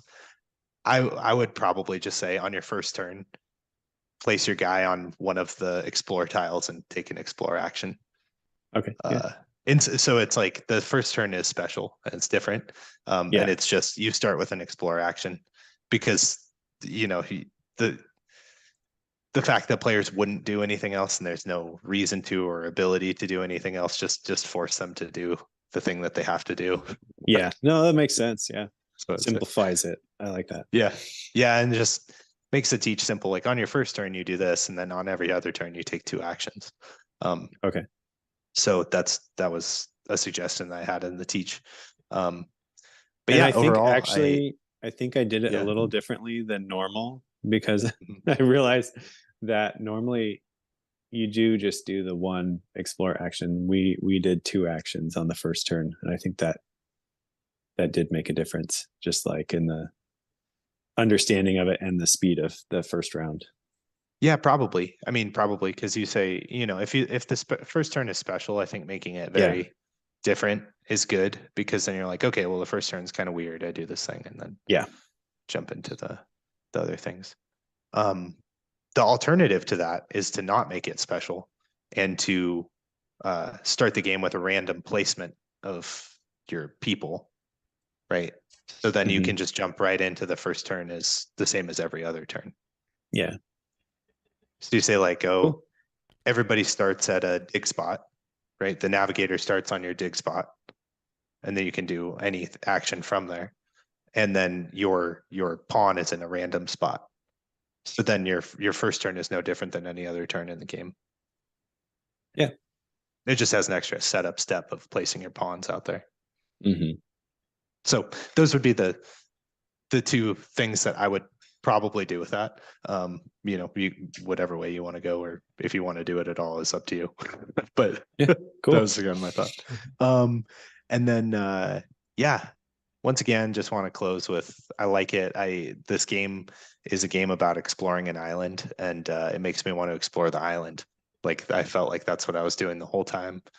I was excited about it, and I'm like eager. I'm like, oh man, I want to really explore this island. I want to see what's in the treasure chests. I want to, play with more people and open up more space. And so I think the theme and the mechanics tie really well together in a way that's very satisfying. So thanks. Yeah. Nice. Sam. All right. Like Jack, I really enjoyed this game. I had fun and really just focused on the core gameplay of the game, that very base level. Just fun mechanisms going together. You do feel like you're exploring the island. I thought that was all great and fantastic. The scoring, I was not hugely surprised by when I saw things at the end and how that works out. There is quite a bit of luck, but at the pacing of this game, quite a bit of luck in the types of tiles you could find. You could end up in kind of a dead spot and have no idea that you're in a dead spot. Yeah. But I think with the time that this game takes, not a huge deal. That was actually why I asked that question about these treasure troves tracking scores throughout multiple gameplays. Because it does kind of feel like a game where I would like to have a track record of how I did with my friends, come back and play it multiple times, just because that score could swing so wildly with some of the luck. And the way those are kind of set up, that makes me feel like something where we should be continuing to go against each other. I like that idea. Yeah. The otherwise, like a captain's log. Otherwise, right? Yes. These don't really interest me personally. Okay. The treasure troves, they might have some interesting things in them. I think anything interesting could just be added to the game from the very outset, like having these different search patterns. That's just my taste. Unlocking them feels just kind of unnecessary. Yeah. One thing that I saw was kind of interesting. One of the things that I was trying to go for, and why I was taking those 1 treasure tiles, was trying to trigger the end game as fast as possible, because that's something I like to do in games with these scores. Just try to trigger that end game, and if I can trigger that end game super fast, hopefully I've done it before other strategies go well. So I liked seeing that, even especially with a game this weight, that you could be playing with friends or with kids, like Jack was mentioning. Evan did not do that. He was not picking up as many tiles as possible, but he was still able. He won. Yeah. Jack did pick up the tiles nearly as fast as possible. I think Jack probably could have picked them up faster if he had wanted to, but he also got that close to the same score. So I do think that's all really well designed. I think your numbers are if they're not spot on, they're pretty close to spot on as far as the rewards and treasures go and how they're spread out. And yeah, my score didn't bother me one bit in the end because real quick game. And it's like, I'm having fun doing it. And it's not like you're going to lose every time going on something like that. Yeah, those are my general thoughts. Other than that, it was, you might have noticed I never took 3 of the actions that you could take. The recall, set sail, and land ho. I'm not sure they are totally necessary, but also I haven't seen more than one iteration of this game played. So I'm guessing there's probably situations where you actually have to have them. You could get people locked in. Yeah, I wonder if that could. The recalls are mostly tactical, especially if you're moving around a lot and finding a lot of like empty spaces or spaces that you don't want. It's definitely helpful to get some guys back. Okay. That was one thing that does concern me, though. I'm glad you mentioned that with the recalls. Jack had mentioned the solitaire versus chaotic nature of simultaneous play that comes up. I really enjoyed the simultaneous play in this. I think it's done very well. It makes the game move smoothly. I think that was an excellent addition, in my opinion. I'm not sure how it would go for 5. But where was I going with this?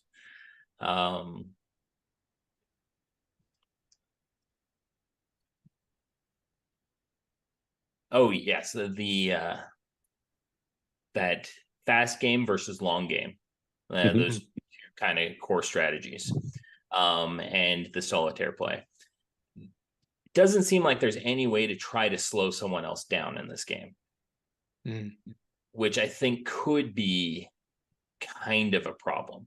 If you're the type of person who likes a slower, longer game, if somebody else at the table isn't going for that, you're playing the game on their rules. Right, yeah. So that's one thing that I would like to see a little bit more of, is just some way in order to keep someone from just every turn or every other turn searching and digging. All right. But then, and that might be some strategy that I didn't see tonight too, but I think part of that's the size of the map. There's almost no time in a 4-player game where you have to, or where people are setting tiles on top of your tiles. And that would be the number one way to slow things down, is be able to drop things on people's search patterns.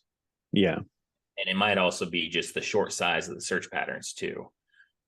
Having those just be 3 together could be doing that, but I also kind of like the short size of those. So I think I could probably just do with a smaller map. I think that might be generally what I'm thinking here.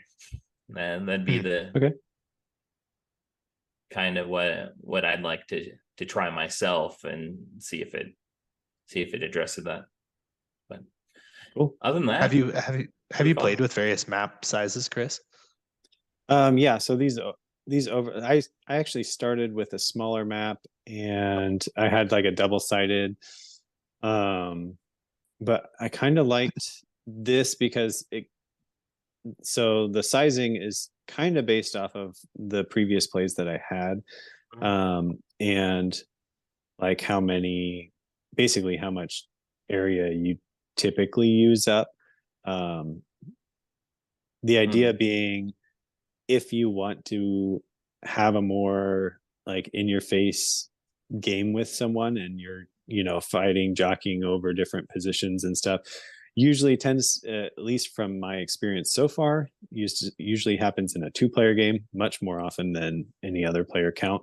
I think maybe it's just because I play with my family a lot, and like if we're playing 4 players, usually we're not usually we're trying to do our own thing more than get in other people's way, unless it's like, advantageous to do both.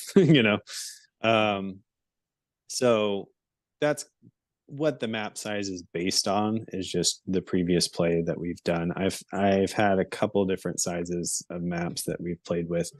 And I think the biggest thing was adding the boulders in there that you had to move around, because originally those weren't in there.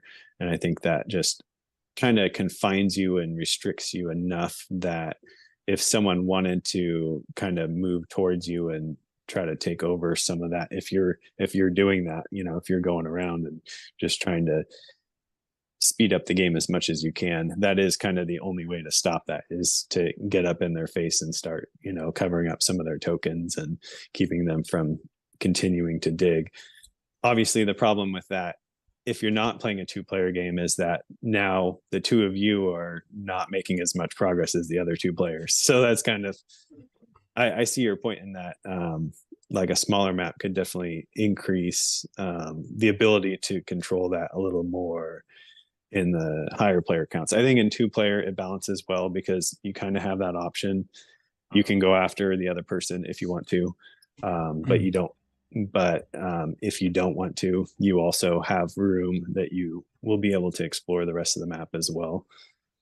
There'll always be a handful of things unexplored at the end, even if everyone uses all their stuff. Like I still had 3 flags and a bunch of tokens. I could have searched more. We've had a couple times where there was, only a handful of tiles left unexplored. But most of the time it ends something like this, where you have, like 3/4 of the map covered with something.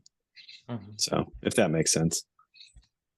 Very satisfying in the table presence, at the very least, to see it like that. It's yeah. But I really enjoyed it. Loved it. Great work. Thanks. Yeah. Nice. Okay, so All right, Evan. yeah. So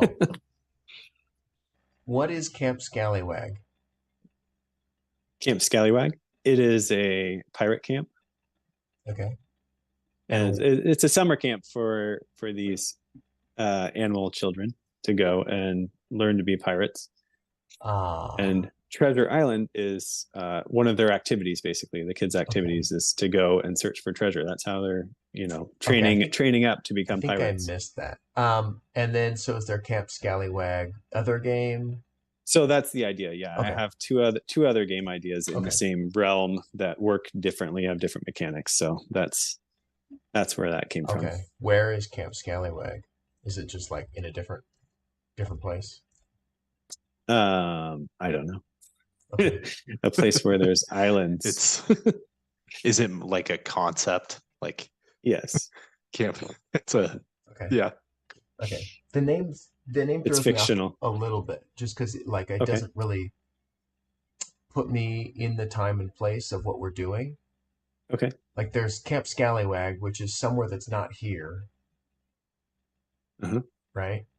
The campers from Camp Scallywag came here to do stuff, which is cool. But the Camp Scallywag is throwing me off. Just because we don't interact with Camp Scallywag in any way. Oh, okay. And so it doesn't have any meaning in the game, really. Treasure Island does, right? Because we're on a treasure island. So that has tons of meaning. But Camp Scallywag, I'm like, I don't know. So I don't know what that yeah, means. basically one of the games is based on the camp. So this is, and that maybe that's where the disconnect is. But the other game concept is you're moving around to these different islands.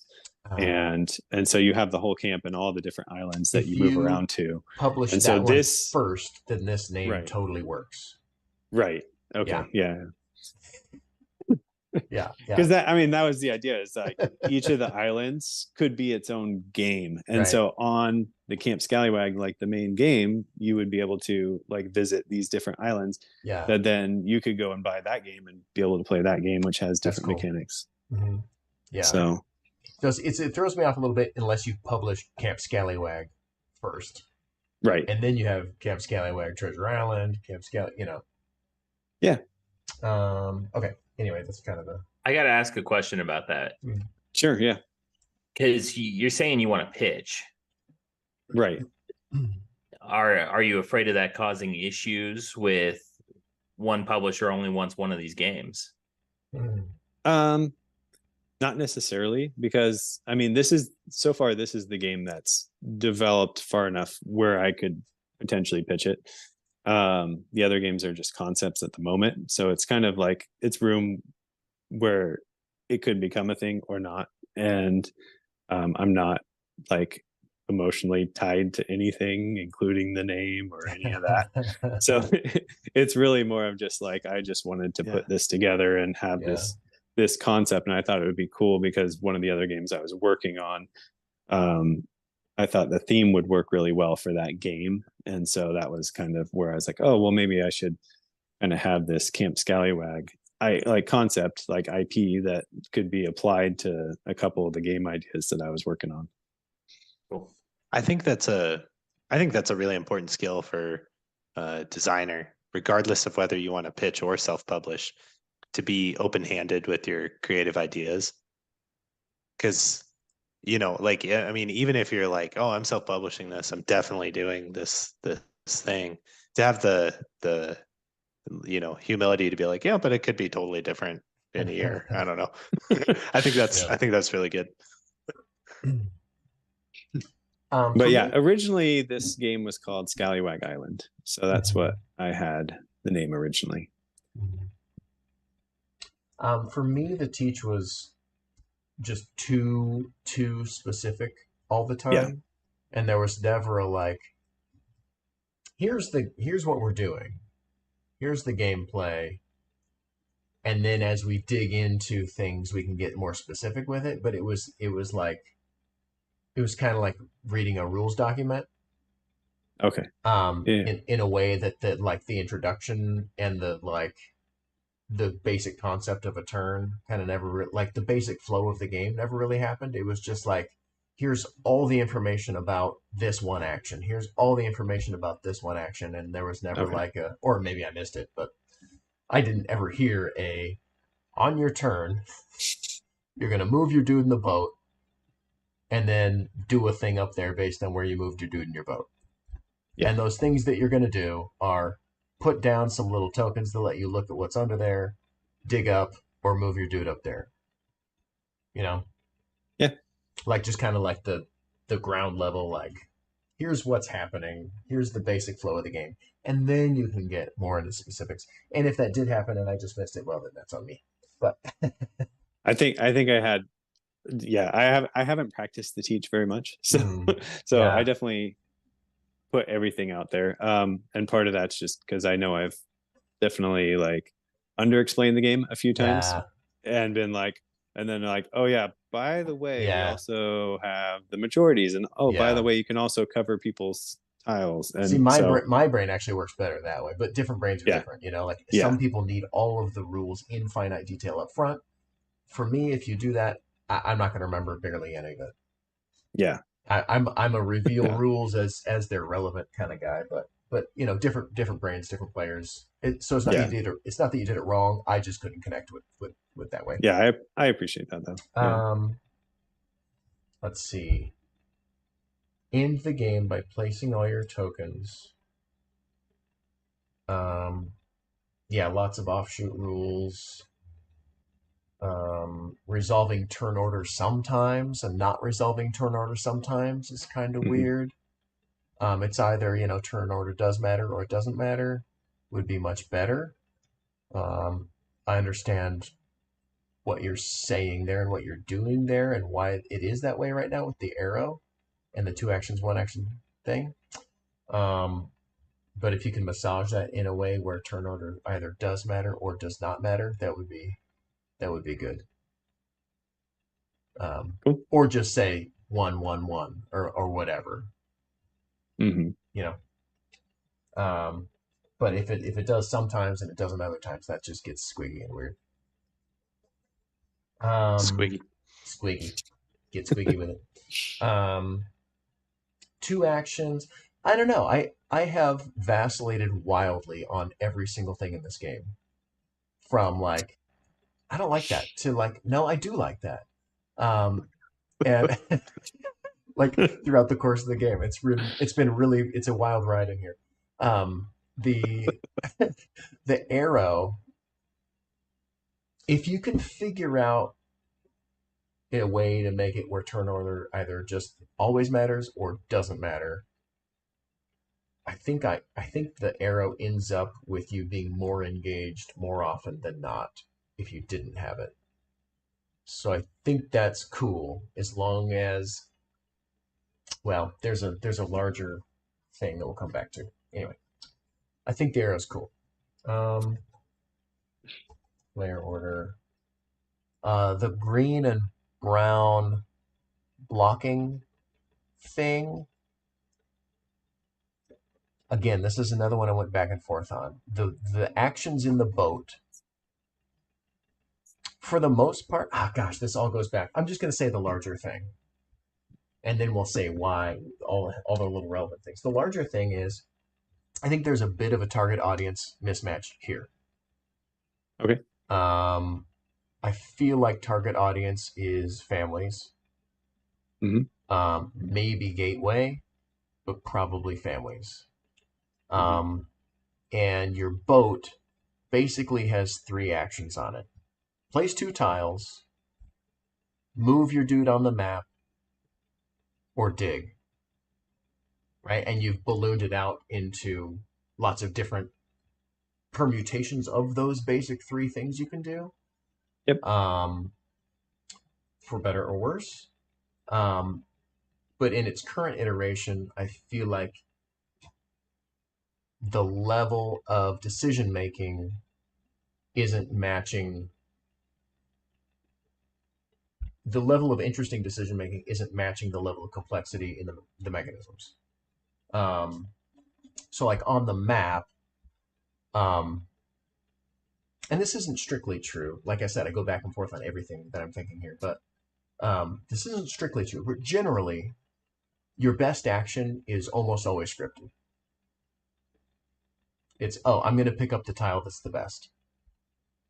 Right? I'm gonna explore some stuff, look at all my options, and then get myself where I need to be to pick up the best one. Now, which one's the best one? Occasionally there's an interesting choice there, right? Am I going to go deeper on the pearls because I think I'm doing good on that, and getting the plus 10 is probably too good, but that's okay because it made me win. Or do I go for the gems? But in my case, it was always like a tile with 1 treasure, a tile with 1 treasure, a tile with 2 treasures. I take the 2. Easy peasy, simple.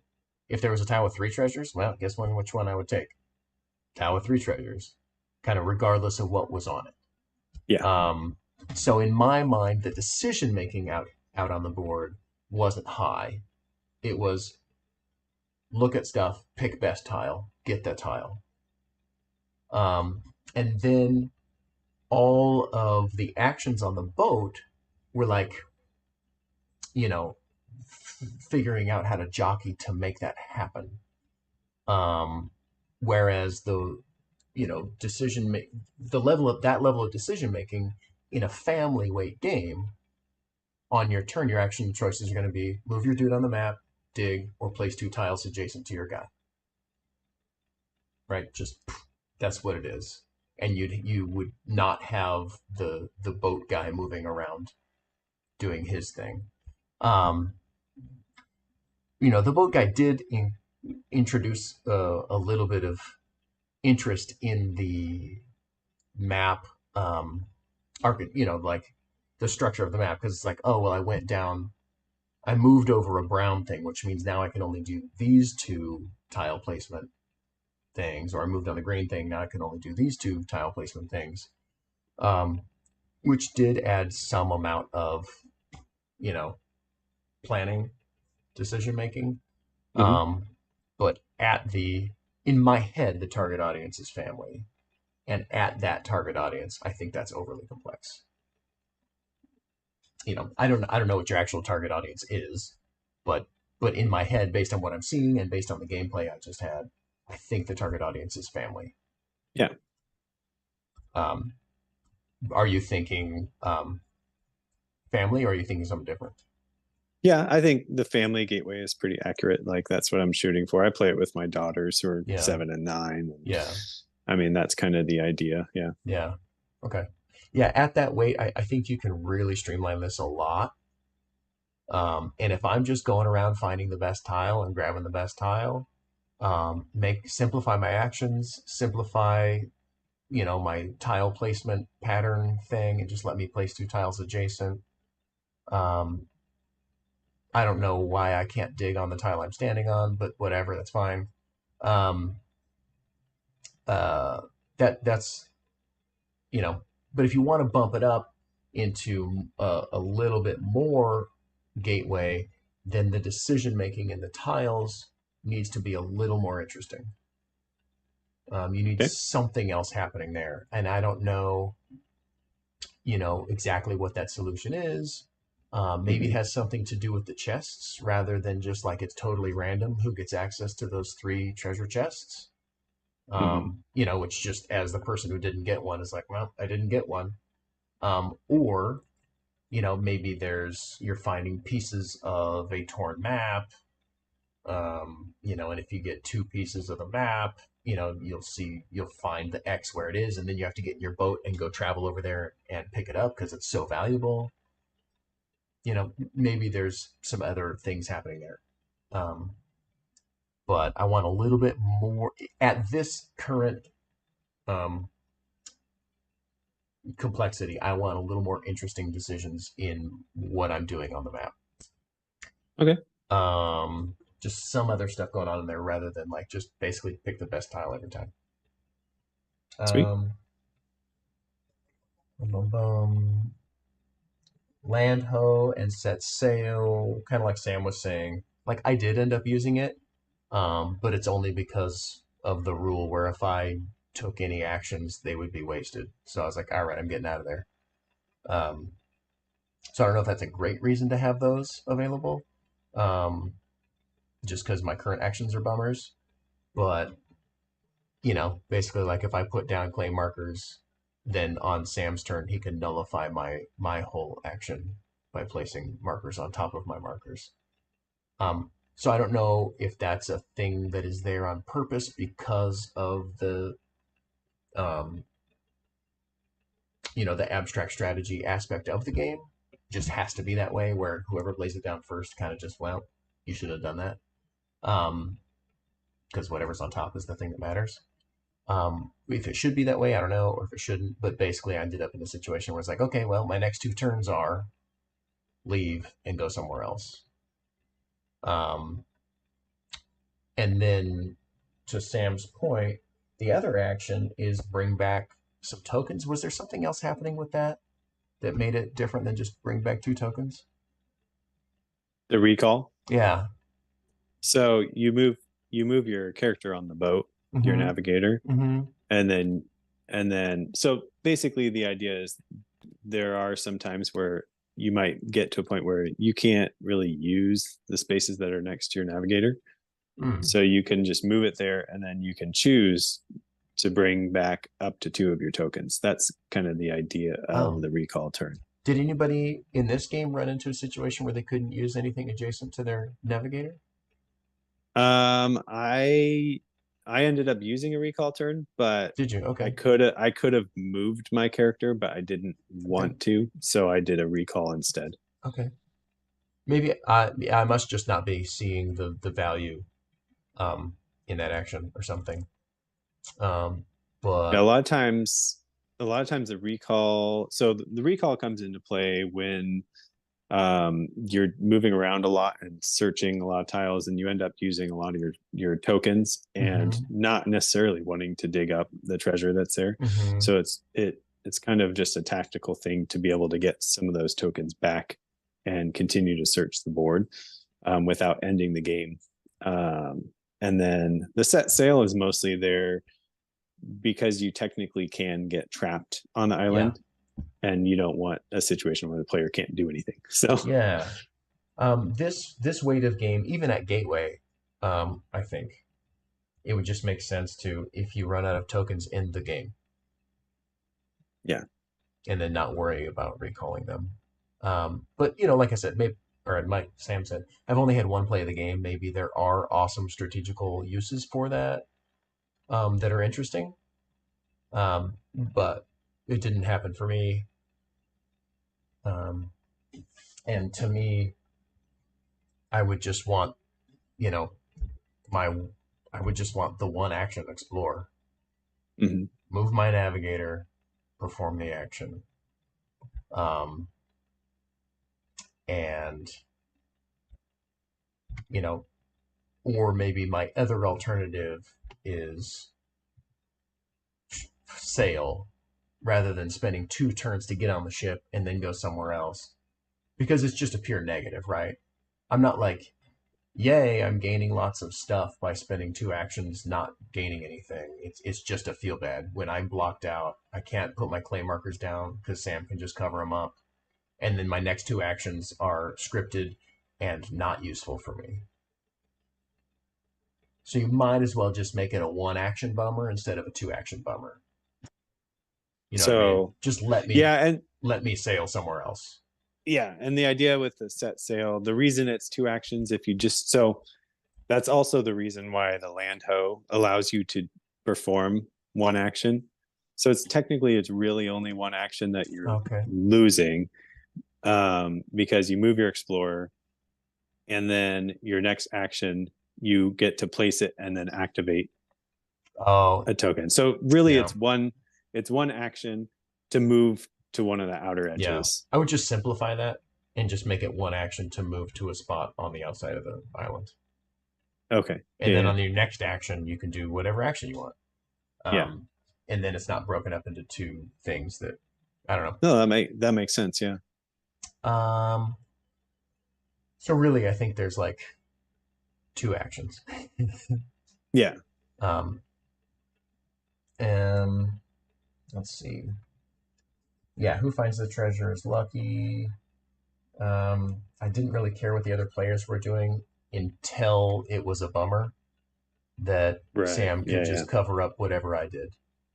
Right, yeah. So, a negative player interaction is a totally fine tool in a game. So that's not to say that that's wrong as a choice.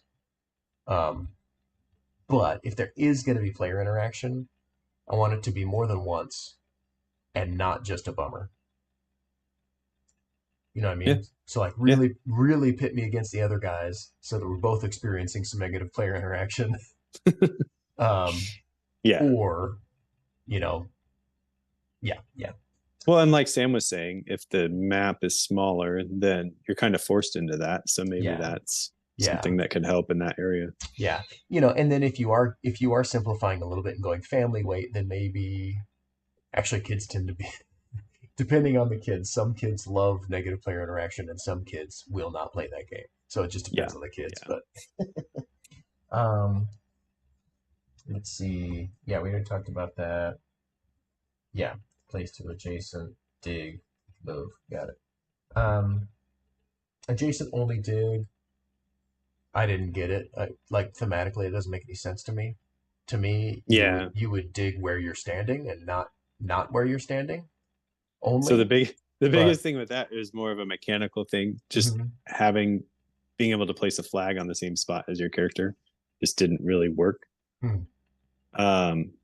And so I mean that's just physically on the board. It's like too small on the spot to do it. Yeah, it's just a little more awkward because then it's like, okay, so I can't move onto a spot with a flag, but then I can put one where I'm at. It caused some confusion, and that's where I landed on it. I was just like, well, let's just make it so we can just dig adjacent, and that's it. And the purpose of the flags, because you're already removing the tile, so you would already know that that's been dug up, right? Yep. And so what's the purpose of the flags? One, it creates a barrier so you can't move through it. So it's you can't move through one of those. Okay. Yeah, so you can utilize that to your advantage. Okay. Potentially in blocking other people off. Okay. It also comes into play with some of the treasure chests you open up, and the boulders do as well, as far as just how they interact, and it creates new ways to get points and new ways to do things. But in the basic version of the game, like the first time people are going to play the game, the Yeah. flags can block movement. Yep. Okay. Um, yeah, I didn't end up doing that. Did anybody end up doing that? Using flags to block Yes. movement? You did. Yeah. Okay, cool. Yeah, I was. Where was that? Well, at the very end down here, Mhm. Evan, when I was Yeah. Chris and I were actually kind of jockeying for Yeah. position, Yeah. and there were Yeah. pearls there that I Mm. really wanted because I was like, I'm gonna put. So I'm like, I don't want Chris to get my pearls, so I just moved in front of him on one of my follow actions, and it kind of Mhm. blocked him because there were flags on both Yeah. sides, and then That's why I me. had to move out of the So way. he's like, well, I have to just go somewhere else. Okay. It was Okay. the only piece of player interaction. It was really just a block. It wasn't. Yeah. I wasn't like hurting him at all. Yeah. But it was enough that I felt like, oh, I kind of had to, Yeah. position myself. And Yeah. And yeah. why can't you move through a space where somebody else has dug for treasure? Like where there's a flag, Yeah. because it just blocks the way. You can't share a space with a flag. Okay. Okay. I'm having trouble getting into the thematics of the gameplay. You know what I mean? Okay. Like Yeah, I mean, when I dig, it's anywhere except for where I'm standing. I can't walk Okay. onto a piece of land you've already dug on. Right. There's some things that don't quite jive with the thematics of what's going on. Mhm. And not to say that there wouldn't be a couple of quick little thematic tweaks you can do to make it work totally fine.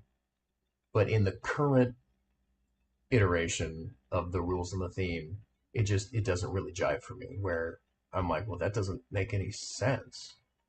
You know what I mean? Like I could just walk around a flag or a Like, I pile of mean, dirt yeah, you or dug a something. hole. I can still walk through that land. I don't understand. Mm. You know, if I'm putting up, a little fortress, then yeah, of course I can't walk through that land, or or whatever. Like, there's different ways of messing around with it, but the current thing just doesn't make my brain understand what's going on and why. Oh, and he's gone. We lose Chris. That last bit of feedback was just I too much. know. That's the first time you made somebody just leave straight. I haven't come around to the nice stuff yet. Well, hopefully he's able to join right back in. Yeah.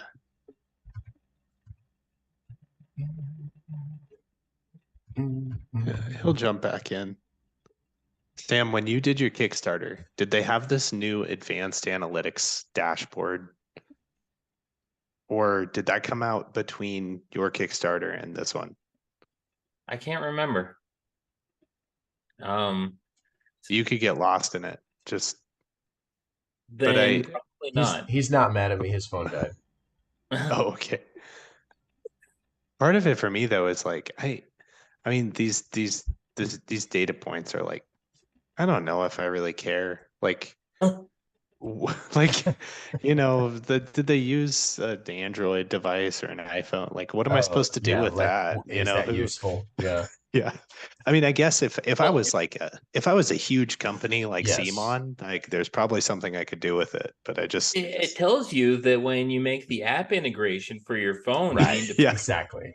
for your game, That's you need to prioritize exactly. one over the other. Yeah, 70% of your Yeah, players, that's true. 70% of your backers are on Android, so that's your first app. Versus, Yeah. Forget Apple. Yeah. Just all their fees that they charge in order for you to put an app on the App Store. You just ditch that. Yeah. Your That real is problem true. is if no Androids back your Kickstarter, and then you're all Apple, and then you just might as well sell your game to Apple. That's right. Yeah. Actually, yeah. You said that's when you but that's when you make really bad decisions. Like you're like, oh, interesting. All of my backers were on Apple devices. So I'm gonna create Facebook ads that target people who like Apple devices. Like, uh-oh. That was the wrong group. He says he's updating Zoo. Oh, there he is. Okay. There he is, Stagmo. He's coming back. Yeah. He's coming back. It's coming back. Okay, I'm back. All right, excellent. Yeah. We were joking that maybe I was just being too mean. You're like, nope, I'm out. I don't have to listen to this. That's great. This Yeah, guy no. doesn't know what he's talking about. Get out of here. I don't have to listen to this. Okay, let's see. Where was I? I already said that. Clay markers being covered sucks. Or at least it did for me because that felt bad because I was the player to go before him. Yeah, so at the end of the day, you kind of have an abstract strategy game that is skinned in a way that doesn't thematically integrate in some ways that, and my brain's different than a lot of brains, like maybe for a lot of people they don't have those like mismatches in theme. But for me it just throws me off. I'm like, wait, what's going on? What? Why? Where, and obviously most games are just abstract strategy games that have a theme slapped on. But but in one form or other. But those little thematic weirdnesses do throw me quite a bit. Okay. Oddly enough, the guy on a boat telling the guy on the sea on the island what to do doesn't seem to bother me because he's called the Navigator. I don't know. Yeah. Doesn't seem to bother me at all, even though it makes no sense. But whatever. Um, um, something I that do kind of like that. I do kind of like that mechanically though. That was something I found really fun. It's like, oh, you have a piece that controls your other Mhm. piece. Mhm. And yeah. Yeah. I think one thing that makes this game less interactive is that I cannot see what you're collecting for the other players. Mm, It gives me no reason to pay attention to anybody else's turn for the most part. And it gives me no reason to care what tile I'm grabbing over another tile. Just always take the best one I can find. okay. If it's got two things, grab two things. Unless I know I'm in a fight for pearls, I might choose to take one pearl instead of two gold, Right. right? If I know. If I don't know, then I'm kind of guessing if I'm in a fight for stuff, and it doesn't really matter. It's whatever. So I might consider giving players a little more interactive knowledge Okay. to create a little more caring what the other players are actually up to and how you might respond to what they're doing or not doing. If like nobody's going pearls, then it's like, oh, I'm gonna grab that one pearl instead of the treasure chest. Is that weird? Maybe, but that's what I'm gonna do.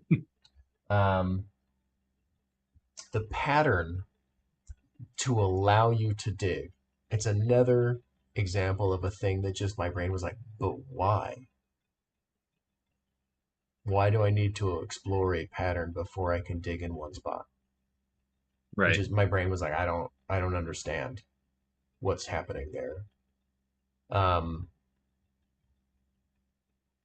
As an abstract strategy game, I think that works totally fine.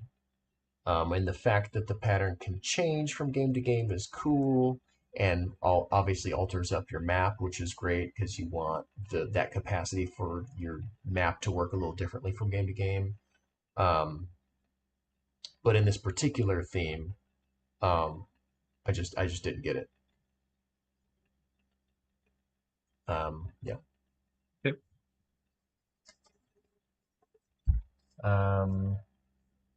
Actions.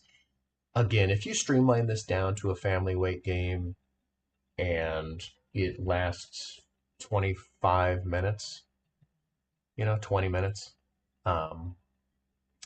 this next bit of feedback isn't really going to matter. But I had two less turns than Jack,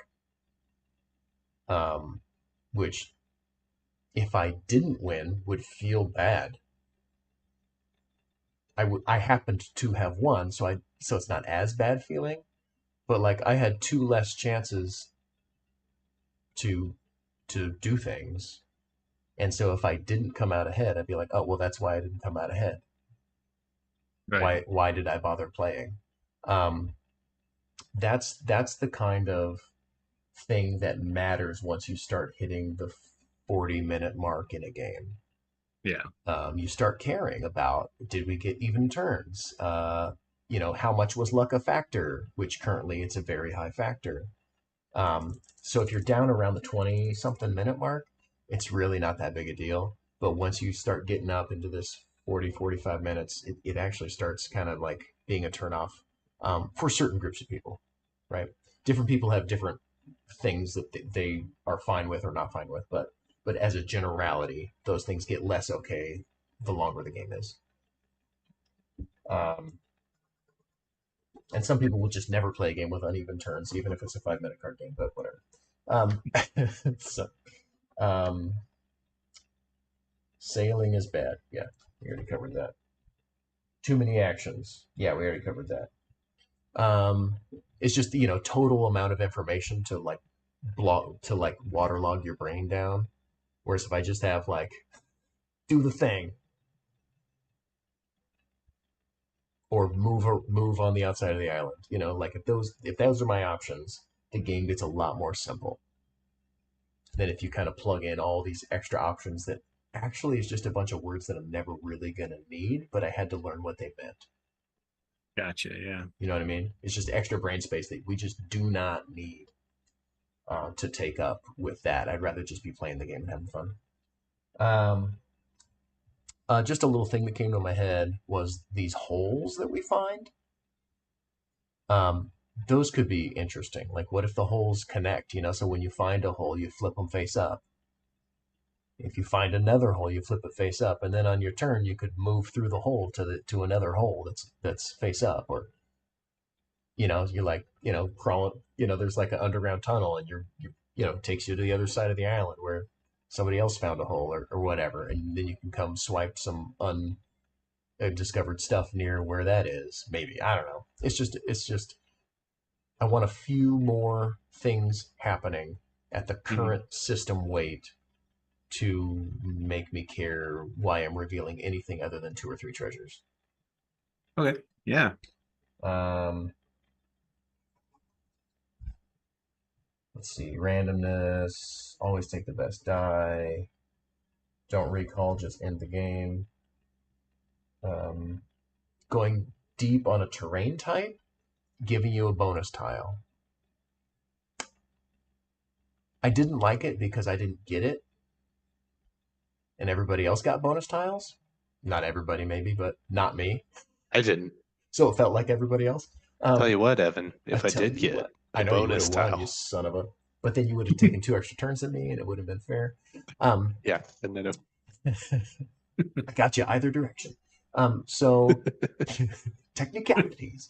But I actually really like that rule.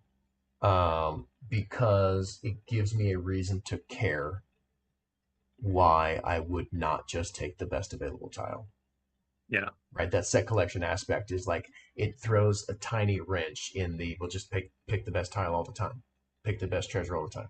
It gives me a reason to be like, ooh, I'm going to get that extra bonus tile if I take this one. So I'm actually going to take this 1 treasure instead of the 2 treasures on the likelihood that the bonus tile might be 2 treasures instead of 1. You know what I mean? So it actually gives me a reason to care, which is cool. I like that. So even though I didn't get the benefit of it because I wasn't paying attention during the teach, because my brain doesn't do that, I think it's great. I think that's good. It gives me a reason to care. Yeah, target audience, randomness level. We already talked about that. Treasure map. That was another silly idea I had, where you're gathering little pieces of a treasure map, and that's how you get the big treasures or whatever. If you find 2 of those or whatever, you put the map together and it shows you where it is on the island or something dumb. I don't know. Or it doesn't sound dumb to me. It sounds fun, but something like that. I call my stuff junk. This junk. That's not junk. It's your stuff. Okay. Boom, boom, boom. Scoring. That's not what I want to talk about. Sam said something to the effect of player interaction, and I don't remember what he said, but basically, I heard it as there's not much player interaction. I wish I cared more about what other players were doing on this map that looks like we're doing area control. Right? It looks like a dudes on a map area control game with combat.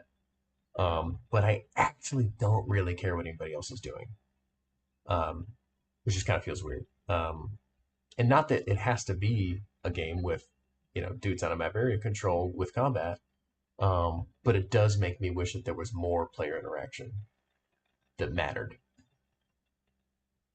So yeah, I don't know. Makes me want that. Changing the scoring card out mid-game could be cool. So you've got a lot of things in these treasure chests, which is interesting. Playing the whole game with a static set of patterns that you need to satisfy and scoring metrics is really cool in a long playing game. Because if I spend 40 minutes on a strategy and then you change it out from underneath me, I'm going to be mad.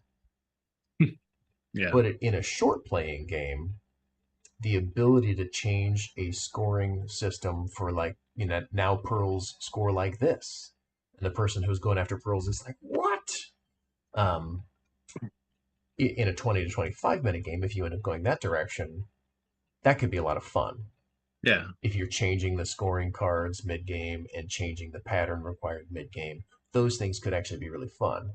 But if it's a 40-45 like it currently is, I wouldn't do it. Let's see. One possible way of creating a little more player tension is we all start in the middle of the island. So then we already have a natural, we all start on one hex in the middle or something. So we're actually fighting for land immediately. And then it gives us more of a reason to use the movement actions. Because, the first 3 or 4 turns of the game, nobody moved, generally. Yeah. But if we all started here and then somebody goes and they're blocking this up, then this guy's like, oh man, I need to move out here and then do these ones. It might create a little more interesting player interaction on the map.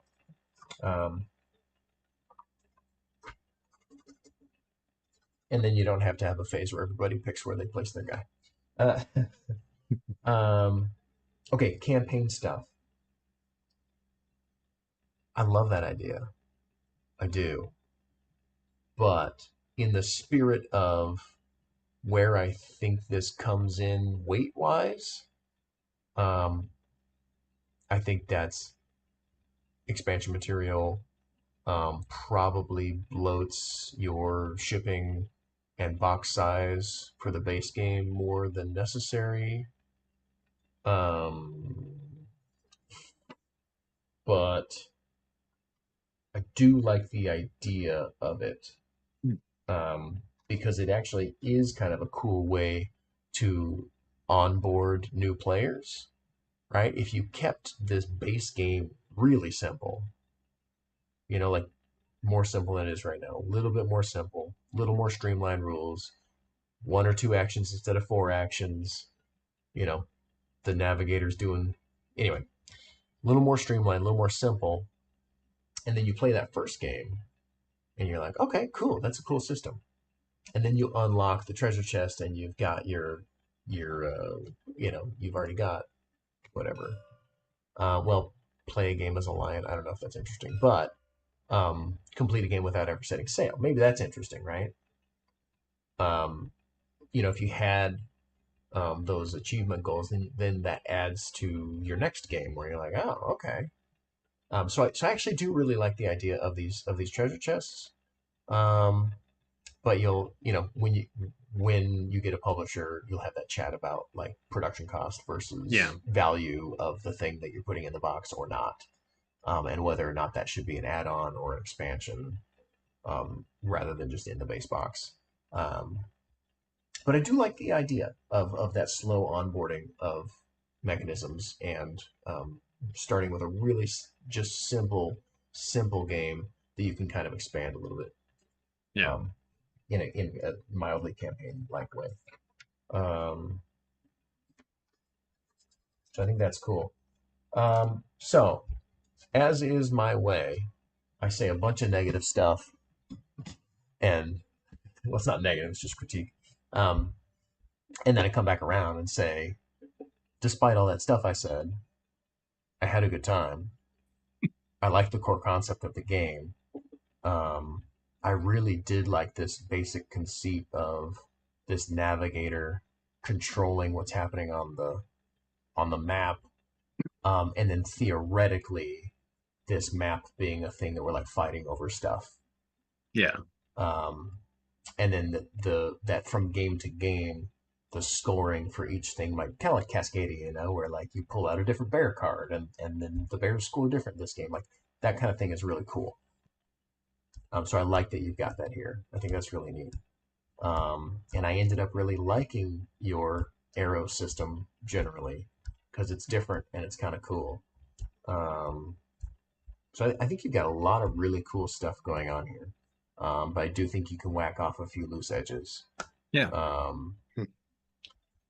And maybe tweak some thematics a little bit, or tweak some pieces a little bit, or tweak a couple of rules a little bit to make things jive a little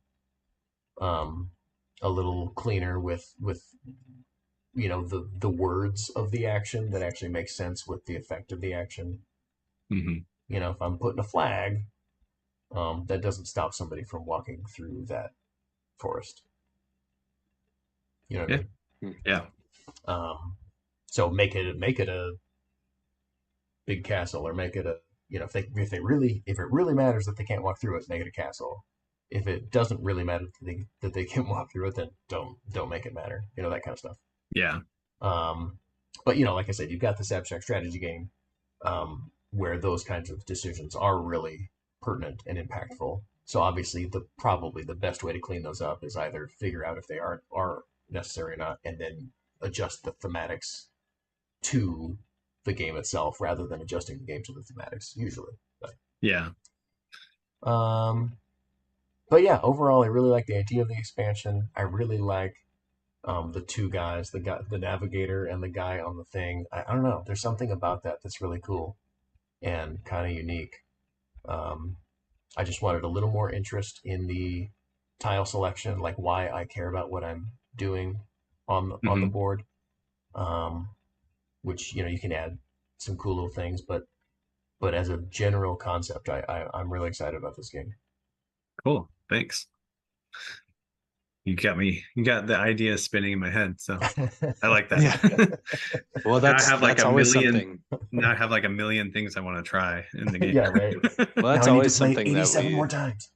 Yeah, that's always something we like to circle back to. Is, you know, we had this playtest, and one of the things for our channel is, you know, we want to give designers like yourself a place to play their game and place for feedback, but we also want to, you know, help designers learn how to play test. One of the things that I'm always curious to hear is, you know, Chris, we played your game, you heard a bunch of feedback. What kind of like floats to the top for you?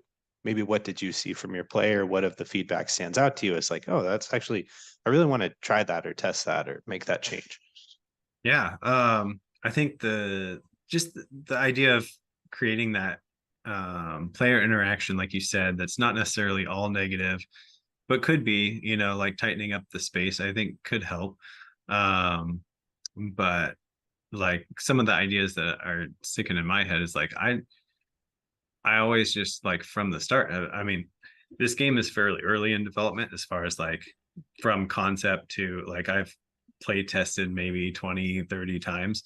It's not like super far along, but nice. Well, good work. Mostly, this is actually pretty darn good for 20 or 30 playtests, man. Yeah. By the way, I don't know if like what your frame of reference is, but this is actually doing really, really well for 20 or 30 plays. Oh, thanks. Yeah. But like there's things that, you know, you guys have talked about that I'm like, I didn't even think to like try it a different way. Like, for instance, like hiding the treasures that are on your boat. Like, well, I be curious to see how it would play differently if everyone's treasures were revealed as they got them, or even revealed as they searched them, or like I'm just like thinking in my head like, okay, how would that play out? And I kind of just want to try it. Or if there was some way you could like force another player to reveal one of their searched tiles, and then, or somehow, I don't know. I'm just like trying to think of all the things you could do to kind of like, and I think, like you said, having that where you might be incentivized to go after someone else, and when you see that they've got a bunch of 2 treasure tiles next to them, like, I'm not going to let you just have those. I'm going to go over there and get them myself, So yeah, I'm just thinking, wheels are turning. I'm trying to think, and take all that feedback in, and see how I can, what I can test out and kind of refine. I like the idea of simplifying your actions. And originally it just was the one action. You can move your thing, and then you do the thing, and it was really just situational things that brought the recall and the like set sail actions into play. But I think they could definitely be refined. And so just trying to figure out, okay, how can I do that so that it doesn't sound so confusing, where it's like, because really, like you said, the core gameplay is you move your navigator, and then you do the thing with your explorer, and that's what you're doing 95% of the time. And so your navigator could be where you have those edge case taken care of, setting sail or recalling some things could be some of the selections available to your navigator. Oh, okay. Yeah. Anyway, sorry. That's cool. Anyways, yeah, that's kind of what I've been thinking.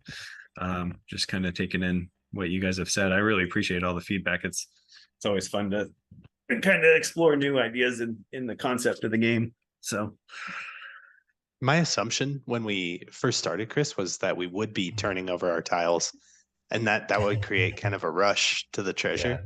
Yeah. Like when I just saw the game, that's what I thought maybe we would be doing. And okay. The fact that we didn't was fine, and I thought played. I like the way we played, like I said. But yeah, it would be interesting. One of my favorite phrases whenever I hear something, I'm like, oh, I didn't even think of that. It's just I got to test it. Yeah, right. And one of my favorite questions is, because I have a couple designers, but also just friends who I can, try on those things with. And I'm like, I like, stop me when this is not fun. Yeah. Just like, let's try this and see. And it's usually like, oh, that is more fun. Yeah, that's cool. Yeah. Another thing to throw out, depending on where you land with complexity and stuff, this seems to be a great springboard for, or I don't know, sandbox for asymmetrical player powers would slot in really well here. But in a Santorini kind of way, where every player has some like one-off, some power that they can do that affects their turn in some way. Yeah, and place a third tile. You get to move once for free, whatever the thing is. Yeah, and a lot of that, the unlocking stuff that you get into has that, and so that is one thing that it's not necessarily asymmetrical powers, but they're kind of like abilities that you can unlock that only you can do. So it is asymmetrical powers in some ways, but there are some overlaps. But I guess the idea that some of that unlock stuff that you can unlock could be, any game like that, like if you have stuff you can unlock, anyone could just like, oh, I want to see what it all is, open it all up and just play with it all. Like I don't even care about playing one game at a time. So I've kind of thought about that. I was like, okay, well, like I feel like some players are just gonna, like Sam was saying, just want to dig in and just get all the stuff and just play with everything, or whatever you want to do with that. But that's kind of one of the things that's been on my mind as far as like, okay, does it make sense to do the unlocking the modular thing? Does it make more sense to have it as an expansion pack? And then people just, oh, I'm going to buy that. Of course, I'm going to buy all the cool content that comes with it and play with that. So again, like you said, that's something that definitely would be a discussion with the publisher if someone picks it up, that kind of thing. And so, but I am trying to keep it all in mind and make it something that's a viable product. So Yeah. I mean, I think the simpler the core is, the more that expansion stuff makes sense. And to Sam's point, you already have a really very tight core gameplay loop. I think one of the things, because you brought it up in your sort of feelings, is the um what was it, the recall and the recall, the set sail, the land ho. There's always the option when you have actions like that to make them just are you stuck? Do this sort of thing. Because that a lot of but I noticed that a lot in family games. Like, are you out of cards? Draw a card or whatever. There tend to be those kind of exceptions, and those are generally easy to teach because you have somebody who's read the rules and they go, oh yeah, I think if you get stuck like that and you can't move because you have flags all around you, you can just like pull your guy off and put them on an edge. So then it's, instead of being like, oh, this is part of the action economy and you could do it strategically, it's like a provisional rule. So yeah, just another thing I was thinking about as Evan was talking, doing his feedback, because you reiterated that. I thought, oh yeah, I should probably say that. Yeah.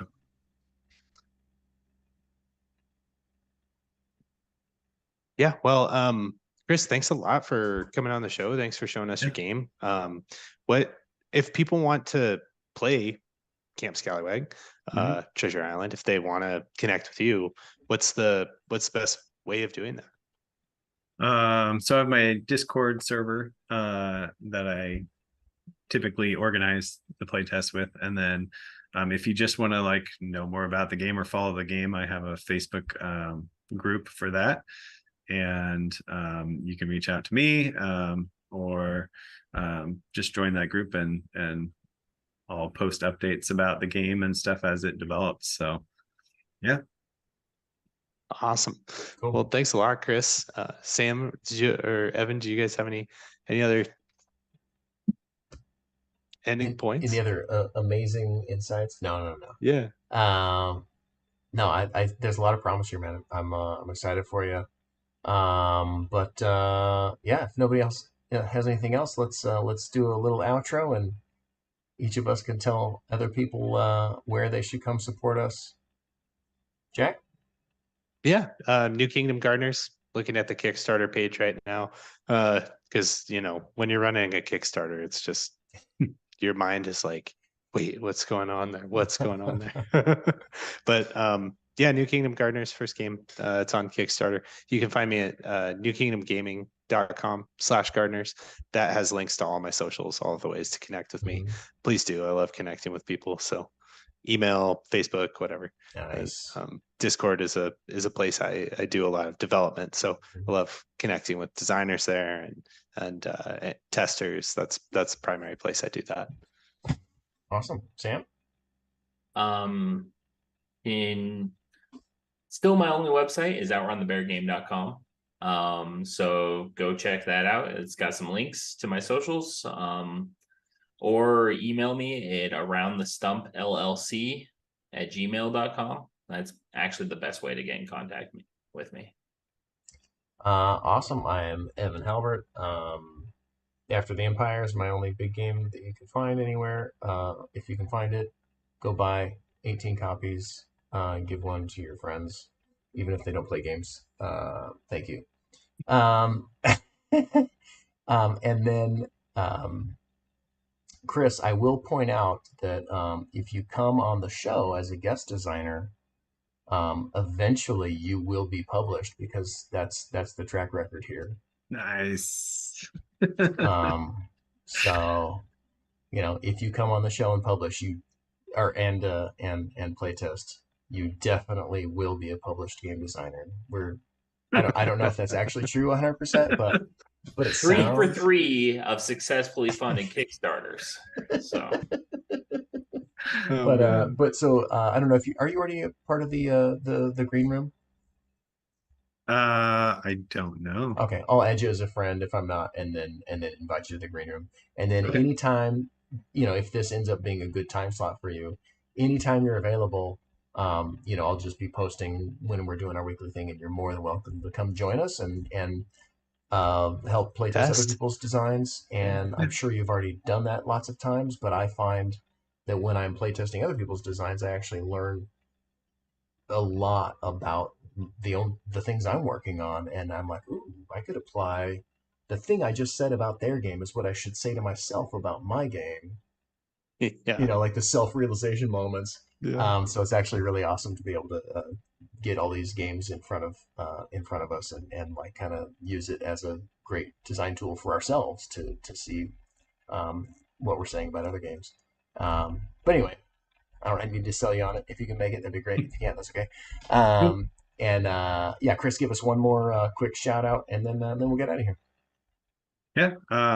I'm Chris Vallely. I go by Stagmo online sometimes. And yeah, come check out my Facebook group for Camp Scallywag and just connect. And I'm happy to play test other people's games. And it's always fun to see what other people are working on. And just appreciate your guys' time and your feedback, especially.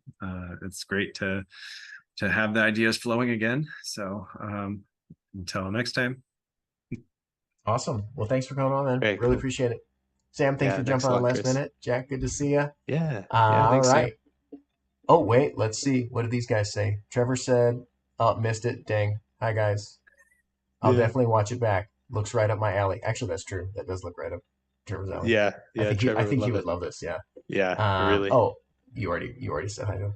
All right. So we are